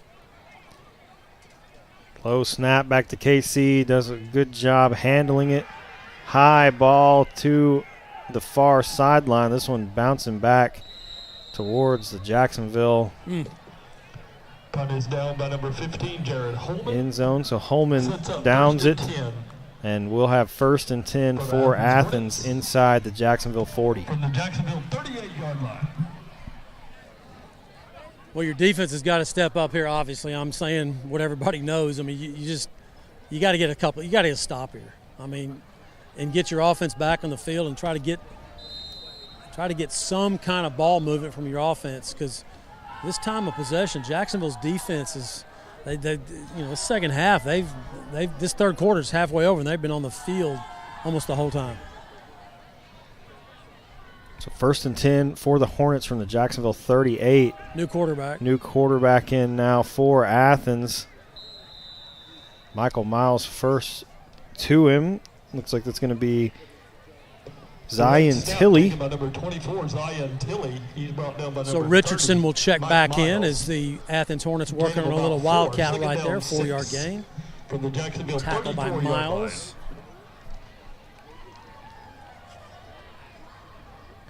Decent gain there. Pick up a 4. 2nd and 6 now. for Athens. Richardson back into the game. Warren in the backfield with him. Richardson going to hand this one off to Warren. Makes a good move up the middle. Breaks a couple tackles. Going to pick up the first down. Handoff goes to number 11, Jace Warren. Finally brought down, but another first down, and this one inside the Jacksonville 25. Just a tough guy to bring down, Jace Warren, and he just keeps rolling. Got to be pushing 100 yards on the game, Warren, for Athens, running the football. Richardson quickly flips this one out to the side. Another missed tackle for Jacksonville, finally brought down. Going to pick up about 5. Julius Brewer the catch. Number 11, Jace Warren. He's brought down by number 10, Harrison Penn. Gain of about 3 yards. I'm pretty sure that was Brewer that you said. I don't think that was Warren that got out there that quickly. That was Brewer. Look out. Richardson looking to his right. This one incomplete. Some good pressure there from the Jacksonville defensive line. That's just a great play by Samadric Kincaid at corner. I mean, he stepped in front of the route. Not a good job by Javian Taylor. He didn't help his quarterback out, the Athens receiver. Just kind of stopped running because Samadric jumped in front of the route, and he just quit running. The ball was right there for the slant and got cut off. Third down. Another third down for Jacksonville's defense. Richardson dropping back, looking to his left, finds his man. Oh, man, what a catch. Another first down. That one complete to Emmanuel Moore. Richardson's pass complete. That's what you call sticking the sideline. Enough yardage for the Athens. Good throw by the quarterback away from the defense, throws it to the white part of the sideline. Receiver just kind of covers it up, sticks the catch. First down. 11-yard line. So 1st and 10 now from the 11. Richardson going to hand this one off to Brewer. Brewer makes a good move. Going to be brought down about the Jacksonville half-yard line. Yeah, Elijah Benavides with a tackle. I really thought that Brewer was going to score, and Elijah just stayed with the tackle and gets him down at the 1. So under 3 minutes now remaining here in the third. Athens has controlled most of the time of possession for this third quarter. And 1st and goal from the 1. Richardson going to hand this one off to Warren. Quickly met in the backfield, but not brought down. Rolls to his left and is going to get in for the score. Ran into a wall there. Ran into Mike Taylor and Calvin Boyd, and they just bounced right off of him. Didn't grab him. I mean, you made nice contact and you had him in the backfield, but didn't haul him down. Gets around the edge, and Zeke Whitaker couldn't tackle him. So Athens now pushes that lead out to 30 now. Number 17, Augustine Rodriguez. Rodriguez in to tack on the extra point. Extra points brought to you by our friends at Neighbors Coffee. And this one from Rodriguez is up and good. So Athens now leads Jacksonville 31-0. 2:20 left in the third. We'll take a short break and come right back. This is Fighting Indian Football on JISD Live. Passing the competition by leaps and bounds. The team of world-class specialists at Christus Orthopedics and Sports Medicine Institute are experts in caring for bones, joints, and muscles. In addition to treatment, they also provide special programs designed to keep you in optimal shape and improve athletic performance. So whether you're a student athlete or a weekend warrior, they'll keep you at the top of your game. Christus Orthopedics and Sports Medicine Institute, taking orthopedic care a step further. Dr. Darwin Dar and his staff at Dar Chiropractic specialize in family chiropractic care, exercise rehab, digital x-rays, nutrition and weight loss programs, decompression, and chiropractic wellness care. Located down the street from the Tomato Bowl, Dar Chiropractic. They can help you feel better. Dr. Westbrook, Dr. Stocks, and their dental team at All Smiles provide a wide range of dental services. This includes cleanings, fillings, crowns, bridges, implants, and cosmetic dental care. Call and schedule your appointment at 903-586-0741. I'm Matt Montgomery. For over 40 years, my business has helped people manage their money and organize their financial life. I'm a registered investment advisor with the state of Texas and chartered financial consultant. Whether you need portfolio management or comprehensive financial planning, I can help you. Call me for a free consultation.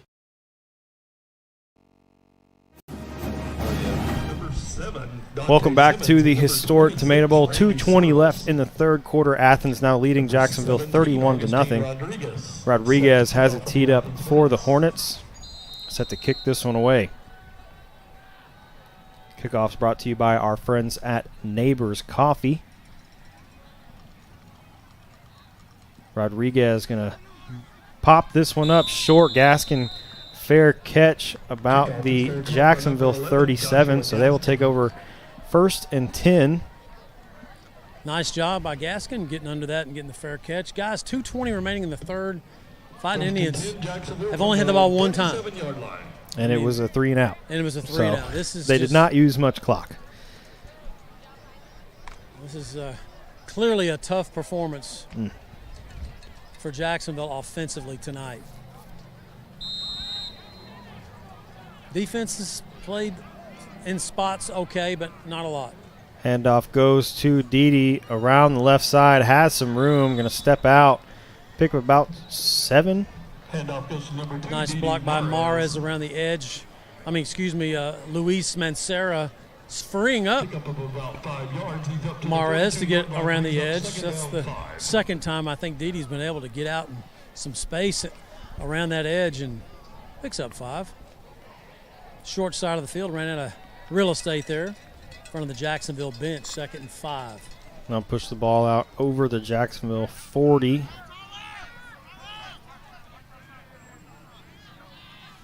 Clater going to hand this one off to Dede again. Has some room to run.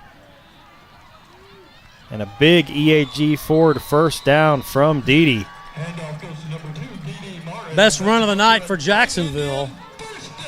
First time they've been able to really get something going, and now they're going to NASCAR this thing and try to catch Athens a little off balance. Clater going to hand this one off to Dede once again. Up the middle he goes, going to pick up about 3. He'll bring up 2nd and 7.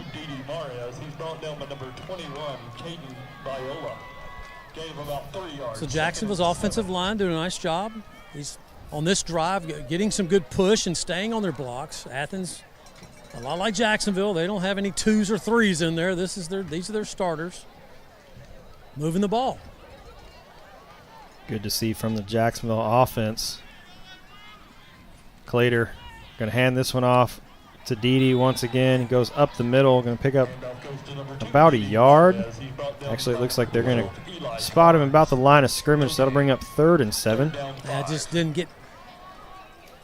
get beyond that first level right there. And one of the defensive linemen just kind of reached up and arm tackled Dede, which is hard to do with his thick legs, but they did it. Yeah, got about 15 seconds left here. You may just want to run this quarter out and figure out what play you want to run on 3rd and 7. Or not. They do run it. Clater, the drop back looks for Gaskin to the right, incomplete.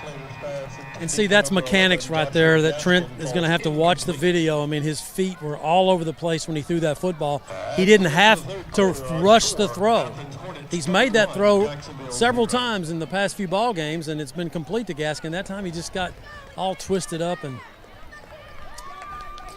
yep. It'll be 4th down when we come back. It'll be 4th down at the end of the third quarter. Athens leads Jacksonville 31-0. We'll take a short break and come right back. Passing the competition by leaps and bounds. The team of world-class specialists at Christus Orthopedics and Sports Medicine Institute are experts in caring for bones, joints, and muscles. In addition to treatment, they also provide special programs designed to keep you in optimal shape and improve athletic performance. So whether you're a student athlete or a weekend warrior, they'll keep you at the top of your game. Christus Orthopedics and Sports Medicine Institute, taking orthopedic care a step further. Dr. Darwin Dar and his staff at Dar Chiropractic specialize in family chiropractic care, exercise rehab, digital x-rays, nutrition and weight loss programs, decompression, and chiropractic wellness care. Located down the street from the Tomato Bowl, Dar Chiropractic. They can help you feel better. Welcome back to the historic Tomato Bowl for the start of the fourth quarter. Jacksonville with a 4th and 7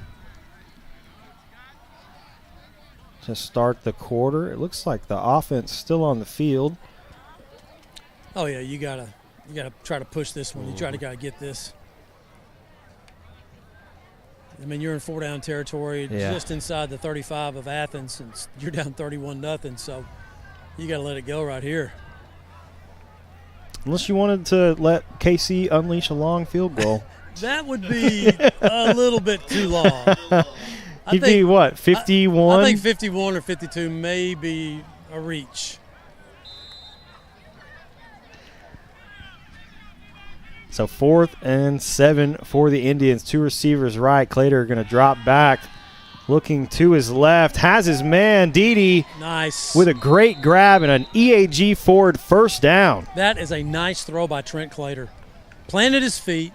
See, it's all about mechanics. I mean, that's the thing that you got to continue to do it over and over and over again. You got to do the same thing. He got his feet set, got his head around. He actually looked off the linebackers a little bit, which was great. He didn't lock in on Dede. He throws a dart for the first down. Great catch by Dede, too. And a good start to the 4th quarter there for the Jacksonville offense. Clater. That one goes off his face mask. Dede does a great job grabbing that football. I mean, the ball hit Trent right in the hands. I don't know what he was looking at. He's getting coached up right here. If you call that being coached up, he's getting a mouthful right there. I don't know. He just looked off, and the ball hit him in the hands and popped up, and Dede gets it. Lost on the play of about 3, 2nd and 13. See, that's the problem right now for Jacksonville. You just can't get any momentum going consistently. You have a great play, and then you do that. So Zeke out wide for the Indians. Clater going to hand this one off to Dede. Has a hole. Some good running from Dede. Pick up 5. I think they may give him 6 there. Yeah. More makeable 3rd down and 7 for Jacksonville. 3rd down 7. Got to get down to the Athens 11 to get the first down. Football's on the 18-yard line. So let's see if Jacksonville can get another 3rd down conversion like they got a moment ago. It's 3rd down.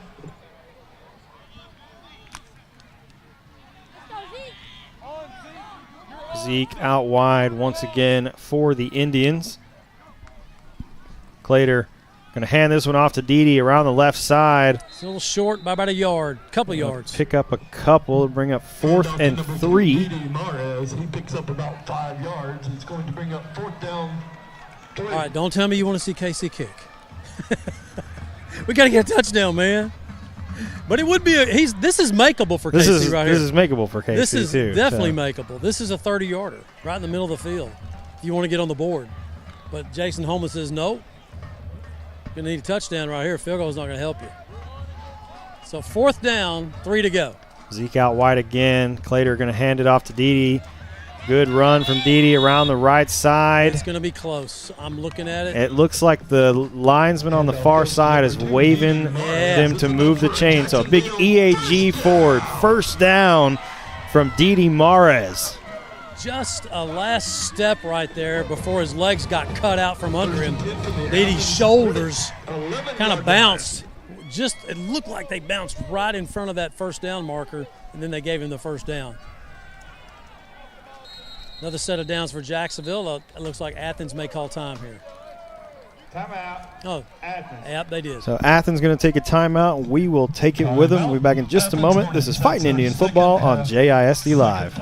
We'd like to say thank you to tonight's team meal sponsor, Matt Montgomery Financial. Thank you for your valued support of Jacksonville Athletics. Dr. Westbrook, Dr. Stocks, and their dental team at All Smiles provide a wide range of dental services. This includes cleanings, fillings, crowns, bridges, implants, and cosmetic dental care. Call and schedule your appointment at 903-586-0741.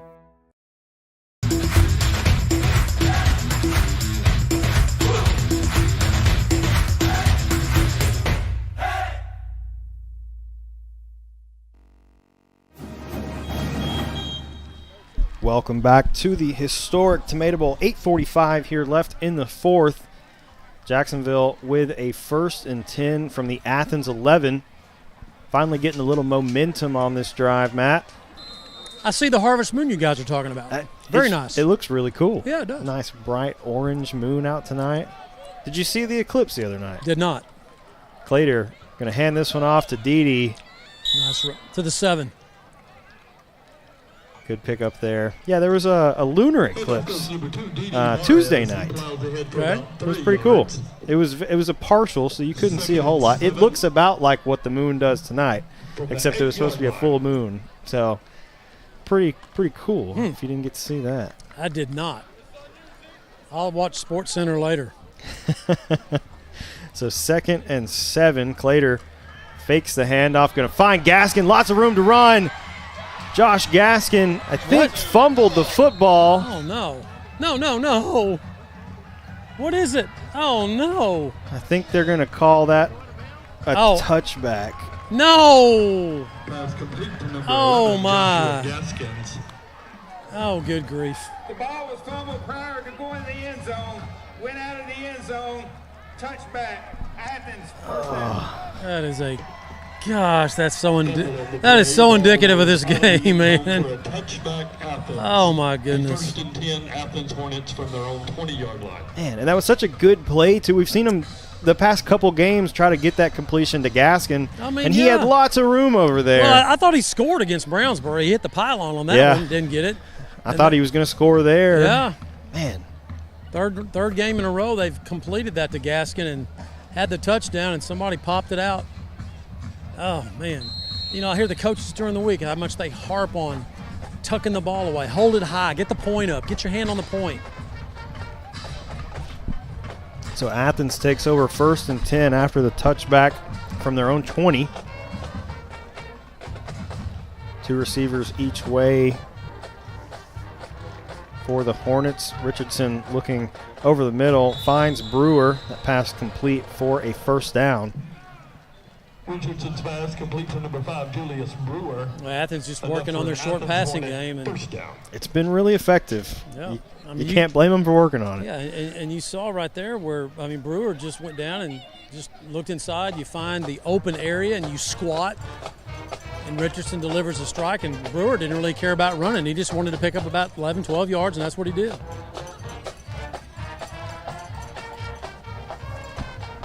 So 1st and 10 for Athens. Kind of an errant snap there. And we're going to get a sack. Calvin Boyd. Boyd with his first sack of the year. Or maybe a tackle for loss. I'm not sure which one, how you categorize that one, but I'm not sure Richardson was going to pass that ball. I think he was trying to hand it off, and it was a bad snap. So is that a TFL or a sack? I don't know. I'm not sure. I think you have to be attempting to pass to call it a sack. But you know what? A TFL is just as good. Yeah, just as good. So that'll bring up 2nd and 16 after the tackle for loss. We'll call it that. Yeah. He was trying to scramble. It was a bad snap. Sorry Still for that a great acronym. play. Sorry for that acronym, BFF. That's okay.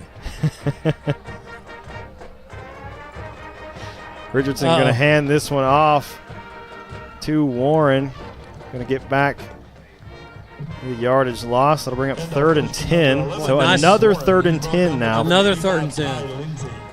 Nice job by Lindsey recovering right there, because I'm telling you, that Jace Warren's a load.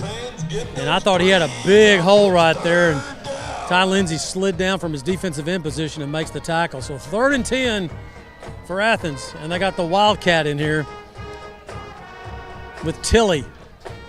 Or is it Warren taking the snap? I'm pretty sure it's Tilley. Zion Tilley going to run this one to the right side. That's a hold. Give me a hold. Come on. That's a hold. Good pursuit, though, by the Jacksonville defense. I think no gain on the play, so it'll bring up 4th down. You know, when you see a blue jersey and you see it go down. They haven't called much to where at all. You can see the shoulder pads underneath the jersey. That's usually a hold. Yeah, there haven't been very many penalties at all in this game. No, there haven't, and especially the holding penalties. And I'm not just saying Athens either. I mean, it's just they're just letting them play, as they say. So 4th and 10, Athens will bring their punting unit onto the field, and we will see Augustine Rodriguez.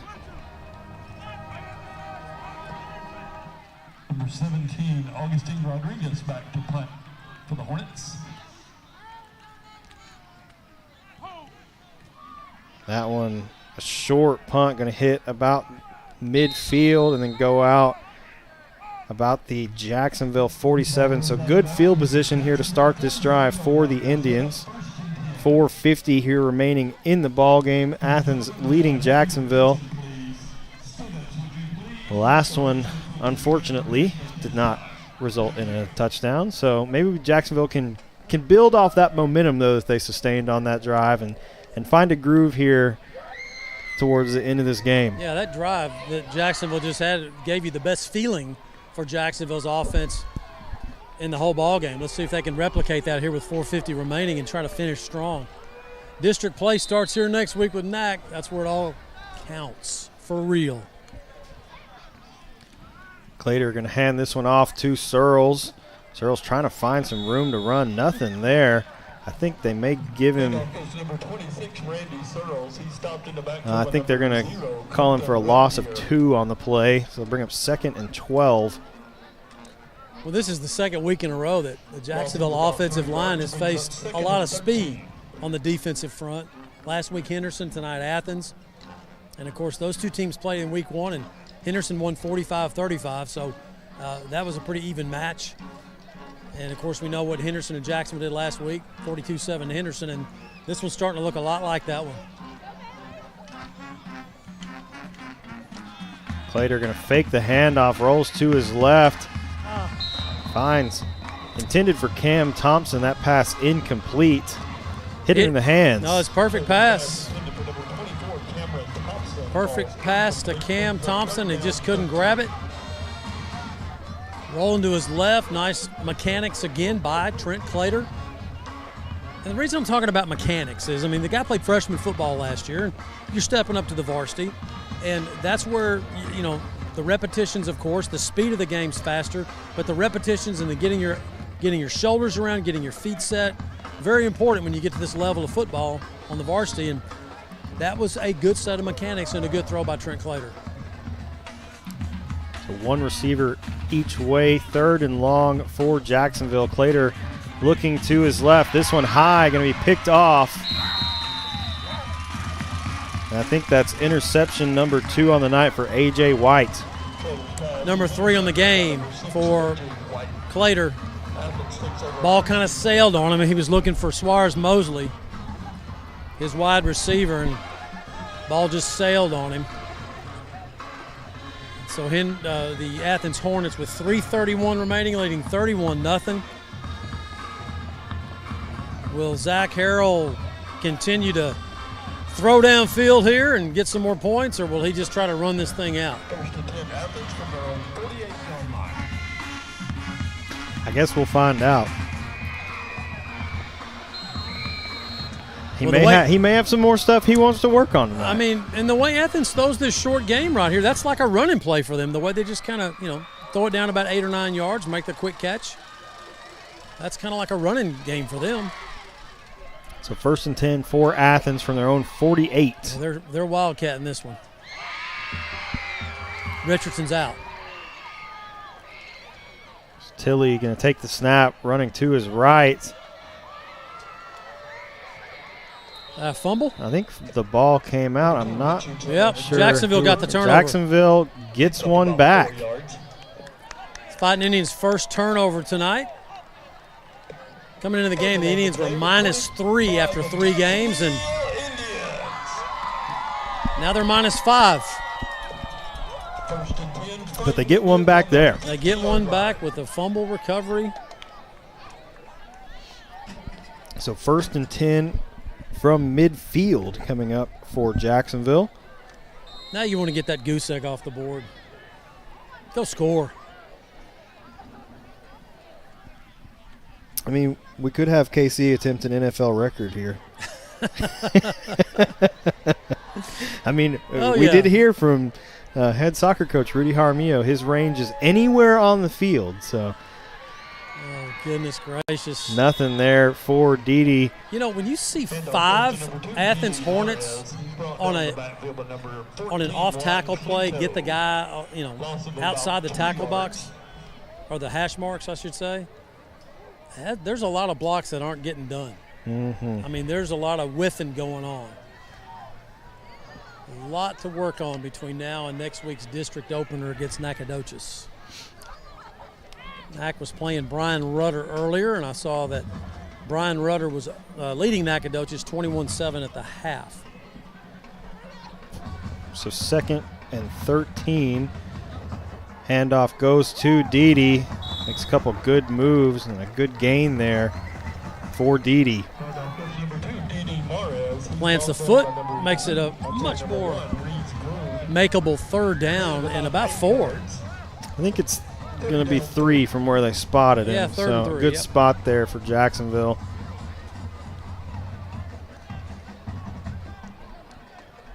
Nearing the 2-minute mark remaining here in the 4th quarter.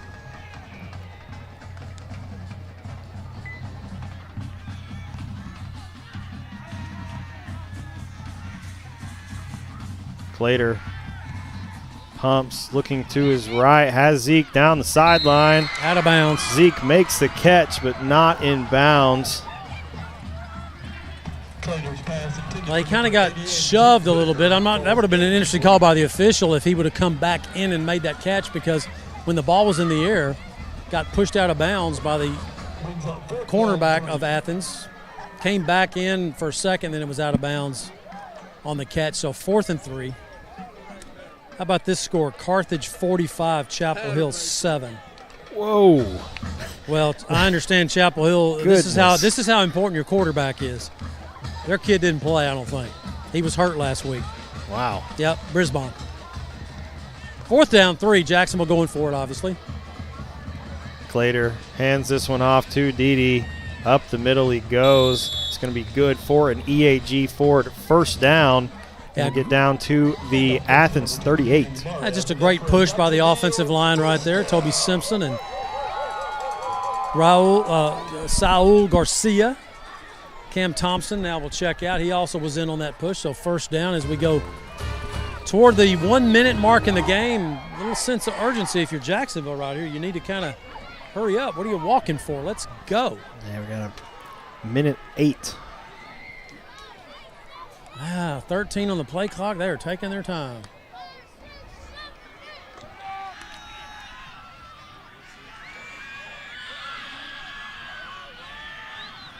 They did reset the play clock there. They did. Dede gets the handoff, has some room around the right side, going to step out. Handoff to number 2, Dede Mares. Right around the Athens 30-yard line. So that'll bring up 2nd and 2. Jordan Taylor will check in for Jacksonville at the tight end position. Taylor getting his first action tonight. Also Kenyon Tilley coming in for the Fighting Indians, just called up to the varsity as Dede looking at the sidelines needing a blow. He's staying in. Clock stops at 44, 2nd and 2. One receiver out left for the Indians. Handoff goes to Dede. Has a hole to run through. Big gain there for Dede. Going to get inside the Athens 10, and that's going to be good for another EAG Ford 1st down. Yeah, good tough running by Dede. Luis Mancera leading him, and Dede is tapping that head. He needs a blow. And here comes Searles. Dede, little nauseated. Oh, my. Get off the – oh, my. That's a little bit of Searles action from a few games ago, if you don't remember that. So here we go. 14 seconds. The clock is running. Wait a minute. He got out of bounds. Oh, remember they don't stop the clock on that. The handoff goes to Searles. Has some room. Trying to get in. Going to be brought down at the 1. Jacksonville trying to call a timeout. They did not get the timeout. Should have called a timeout. Why are they not calling timeout? Came in.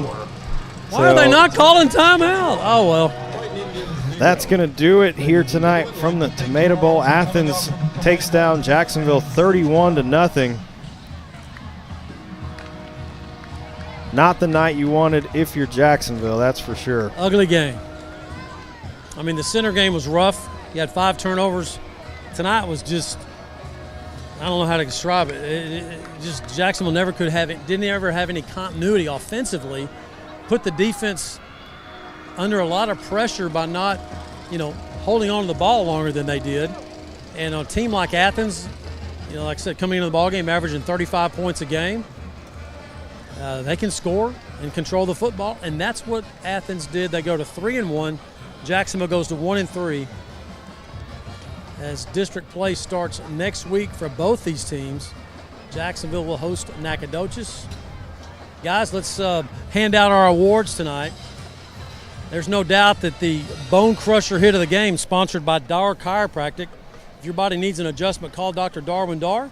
JHS class of 1984, Dr. Dar is your hometown chiropractor. No doubt Elijah Benavides, that decleater where the helmet popped off and went about 5 or 6 yards. Mm-hmm. Yeah, that was nice.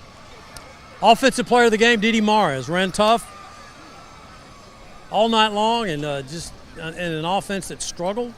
Didi did rush for 111 yards, Matt. Yep, he got back over 100. That's his third game over 100 yards. So Didi Mares is the Austin Bank Offensive Player of the Game. Austin Bank, your community bank, locally owned and operated since 1900. Defensive Player of the Game, Calvin Boyd, from his defensive tackle position. And we're going to that one with Michael Miles. Michael Miles had a lot of tackles tonight. Of course, Elijah did too, but he was the Bone Crusher hit of the game. So Austin Bank's co-defensive players of the game, Calvin Boyd and Michael Miles. Guys, let's go upstairs. And Todd, if you got some stats, let's do that until we get head coach Jason Holman. All right, for tonight, Trent Clater finished with 4 completions on 14 attempts for a total of 23 yards with 3 interceptions. Rushing, Didi finished with 21 carries for 111 yards, and Searles had 9 carries for 11 yards. Did not get any receiving stats, but total yards tonight for the Indians was 159.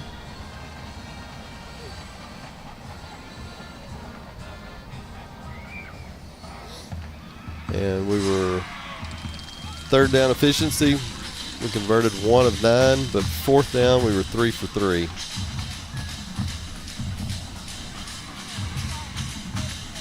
Yeah, tough night for the Tribe offensively, that's for sure.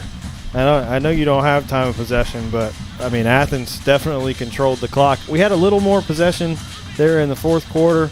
We had a little more success with Didi running the ball, but other than that, I mean, really, Athens controlled the clock very efficiently tonight. Yeah, no doubt. I mean, especially in the first half. I mean, it was it seemed like the first and second quarters, Jacksonville had like maybe 2 possessions each quarter. Yeah. And good things didn't happen out of those. And again, you go 3 and out, that's what's going to happen. And, the third down conversions for Athens tonight was a pretty high percentage. So it isn't like Jacksonville's defense just folded. They just didn't get – you just got to give Athens credit. I mean, they called some really nice plays on third and longs and converted them. Athens was 6 for 11 on third down. Okay, there you go. I mean, anything over 50% is pretty good. Mm-hmm. They only had 275 yards of total offense, too. A couple short fields in there. That first drive, I think, was 80 yards, if I'm remembering correctly. Well, I believe this was Jacksonville's lowest offensive output in the first 4 games, I believe. I think 159 yards total. Yeah, I think they had more last week against Henderson. We did. Yeah. Coming into the game, averaging 279 yards per game in the first 3 did Jacksonville, and then tonight with the 159, way below their season average. So we cleaned up the penalties that were an issue last week, but we still just really struggled to move the ball on offense. Yeah, they just didn't stay on their blocks long enough. It felt like it just the backs, especially Searles, never could really get going well. And no, he didn't. And then Didi got going pretty good in the second half, and they finished with 111 yards, but it's too little, too late. So teams have broken up. Let's see if we can get Coach Holman coming on over and.